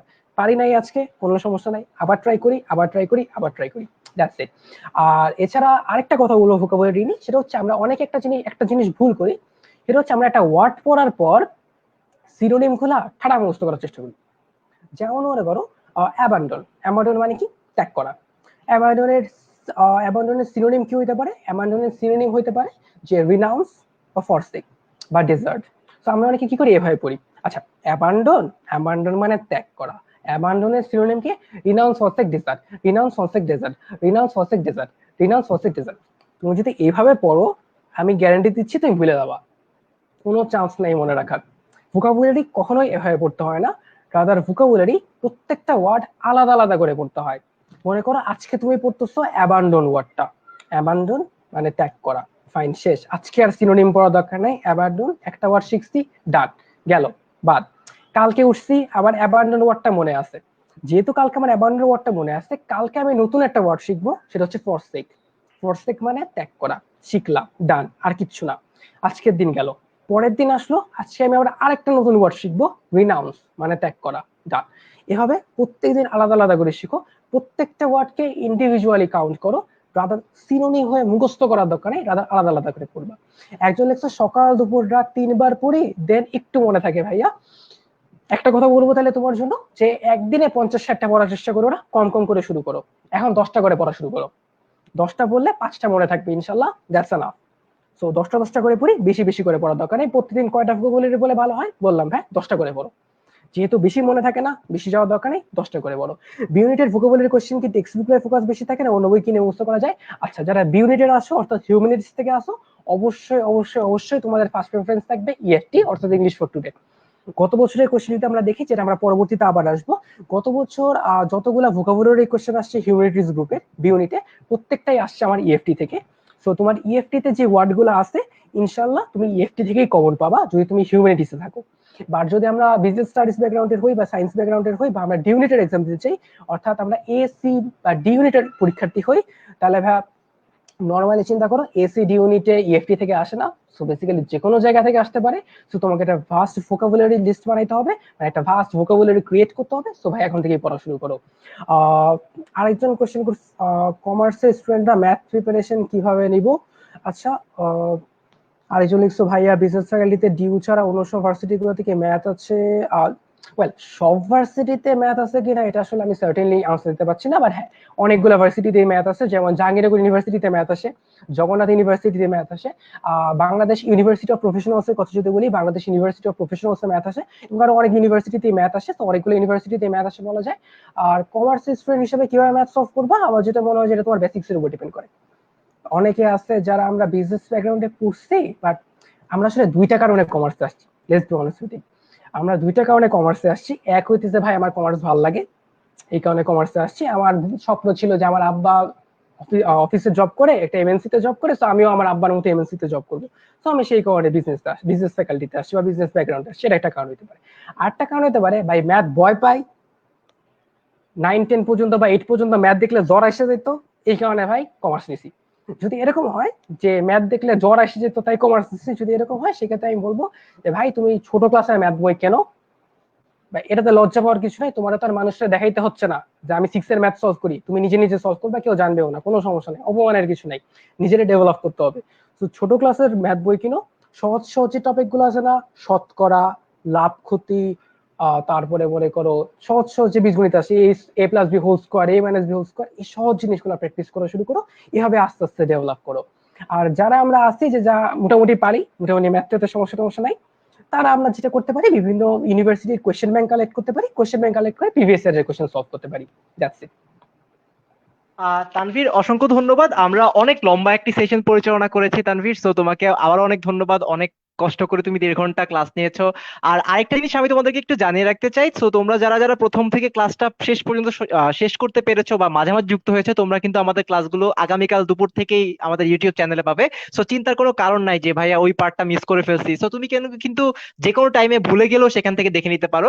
সো তোমাদেরকে অসংখ্য ধন্যবাদ। আর একটা জিনিস আমি একটু তানভীরের সাথে যুক্ত করব, এই যে ম্যাথ বা ওই যে কমার্সে কেন আসছি, যেমন আমি পার্সোনালি যেটা করেছি, আমার কিন্তু সায়েন্স ভয় লাগতো, বিজ্ঞান ভয় লাগতো এবং আমার ম্যাথ ভয় লাগতো, তাই আমি কমার্সে আসছি। এবং স্যাড কথা হচ্ছে কমার্সে এসেও ম্যাথ আমাকে ছাড়ে নাই। সো ইউনিভার্সিটি লেভেলে প্রচুর ম্যাথ সলভ করতে হয়। এই জন্য তোমাদেরকে আমি সাজেস্ট করবো, এই যে তানভীর যেটা বললো 6, 7, 8, 9, 10, বিশেষ করে 9, 10 এর বইয়ের ম্যাথ গুলো একটু চর্চার মধ্যে রাখো, এগুলো কিন্তু ফিউচারে তোমার অনেক লাগবে। যেমন আমি যদি আমার কথা বলি, আমি কিন্তু অ্যাডমিশন টেস্টের জন্য ম্যাথের কোনো প্রিপারেশন নেই নাই, তাও জগন্নাথ ইউনিভার্সিটির পরীক্ষায় যখন পরীক্ষা দিতে গিয়েছিলাম ম্যাথ ছিল। এবং মজার ব্যাপার হচ্ছে নর্মাল ম্যাথই আসে, তোমার জন্য খুব আহামরি ম্যাথ দেয় না। 9, 10 এর ম্যাথই আমি করছিলাম আগে। সো কোশ্চেনে দেখলাম যে ওই ম্যাথ গুলো আসছে, এবং অনেকগুলো ম্যাথ কিন্তু আমি ফার্স্ট টাইম দেখে সলভ করতে পারছি। এবং আমি বিশ্বাস করি আমার মতো মানুষ যে ম্যাথ ভয় পায়, যে সায়েন্স ভয় পায়, যে এটার জন্য একদম গ্রুপ চেঞ্জ করে কমার্সে চলে আসছে, আমি বিশেষ করে আমি পারলে এটা তোমরাও ইনশাল্লাহ পারবে, এবং তোমরা আমার থেকে অনেক বেশি ট্যালেন্টেড। সো আমরা আমাদের ক্লাসের একদম শেষ পর্যায়ে আসি। তানভীর, তুমি যদি কিছু বলে শেষ করতে চাও। হ্যাঁ মানে শুভ ভাই যেটা বললো সেটা থেকে একটা কথা বলি, যে গত বছর জগন্নাথ বিশ্ববিদ্যালয়ে যে কোশ্চেনটা আসছিল, সেখানে একটা অঙ্ক ছিল যেটাতে বেসিক্যালি দৈর্ঘ্য আর প্রস্থ গুণ করা লাগছে। মানে জাস্ট এটাই ছিল ম্যাথ, জাস্ট দৈর্ঘ্য প্রস্থ, মনে করো দৈর্ঘ্য 40, প্রস্থ 30, 30, 40 গুণ করো, ক্ষেত্রফল চলে আসছে, এটাই চাইছে। তো বেসিক্যালি এটা ক্লাস 6 লেভেলের ম্যাথ। তো বেসিক্যালি তুমি যদি একদম বেসিক ম্যাথ গুলো করে চাও, তোমার ইনশাল্লাহ সমস্যা হবে না, কারণ ভার্সিটির টিচাররা যারা কোশ্চেন করে তারা জানে যে তুমি সায়েন্স ব্যাকগ্রাউন্ডের না। সো তোমাকে এমন আহামরি কঠিন ম্যাথ দিবেও না। সো বেসিক্যালি এটাই আর কি। সো আমি বেসিক্যালি চেষ্টা করছি তোমাদের ইংলিশের মোটামুটি যে কোশ্চেন গুলো ছিল মোটামুটি কভার করা। সো আই থিঙ্ক হেল্প করতে পারছি। তো ইনশাল্লাহ আমাদের ভবিষ্যতে আরো দেখা হবে। আর এছাড়া এখন করোনা মহামারীর সময় আমরা যদি দেখছি, তাহলে আমরা দেখতে পাচ্ছি প্রত্যেকদিনে আমাদের আসলে ইদানিং 2,500-এর উপরে প্রত্যেকদিন করোনা ভাইরাসে এফেক্টেড আসছে। আমিও মাঝে মাঝে অনেকের কাছ থেকে মেসেজ পাই যে ভাই আমার অমুক আত্মীয় বা বাবা মা বা এই অনেকে করোনাতে এফেক্টেড হয়ে যাচ্ছে। আমাদের ছোটখাটো অসাবধানতার কারণে আসলে অনেক কিছু ঘটে যেতে পারে। তো আমাদের আসলে সবারই আসলে ব্যক্তিগত পর্যায়ে উচিত যে নিজেদের সাবধানতা নিজেরাই বজায় রাখা। সবকিছু তাহলে সরকারকে দোষ দিয়ে লাভ নাই। তো বেসিক্যালি আমরা নিজেদের সাবধানতা নিজেরাই বজায় রাখবো এবং নিজেদের এবং নিজেদের পরিবারকে সেফ রাখবো, লুমিনাসের সাথে থাকবো এবং পড়ালেখা চালায় যাবো। কোয়ারেন্টাইনের কারণে পড়ালেখা ভুলে গেলে চলবে না, পরে আসলে অন্ধকার দেখবো। তো বেসিক্যালি আমরা পড়ালেখা কন্টিনিউ করবো। তো ইনশাল্লাহ ভবিষ্যতে আবার দেখা হবে তোমাদের সাথে। তো thank you very much. Thank you Tanvir. So তোমাকে অসংখ্য ধন্যবাদ এবং সবাইকে ধন্যবাদ আমাদের সাথে যুক্ত থাকার জন্য। যেটা তানভীর বললো, ম্যাথ নিয়ে খুব একটা বদার হওয়ার দরকার নাই। আমি এমনও ম্যাথ দেখছি 1 থেকে -1 বাদ দিলে কত হয়, এবং তুমি যদি জানো মাইনাসে মাইনাসে প্লাস, সেই অঙ্কটা উত্তর হবে 2। সো এরকম ম্যাথও কিন্তু জগন্নাথ জাহাঙ্গীরনগরে দিয়েছে। সো এটা নিয়ে ভয় পাওয়ার কোনো দরকার নাই। আমরা ম্যাথের ক্লাস নিয়েও ইনশাল্লাহ আসার চেষ্টা করব। আগামী ক্লাস মঙ্গলবার ঠিক রাত 9টায় সাধারণ জ্ঞান। আমরা চেষ্টা করব সাধারণ জ্ঞান মুখস্থ না করে কিভাবে গল্প আকারে মনে রাখা যায় সেটা দেখা রিয়ামিন ভাইয়ের সাথে। সবাইকে সেই ক্লাসের নিমন্ত্রণ রেখে এই ক্লাসটি এখানেই শেষ করছি। আসসালামু আলাইকুম, অনেক ধন্যবাদ।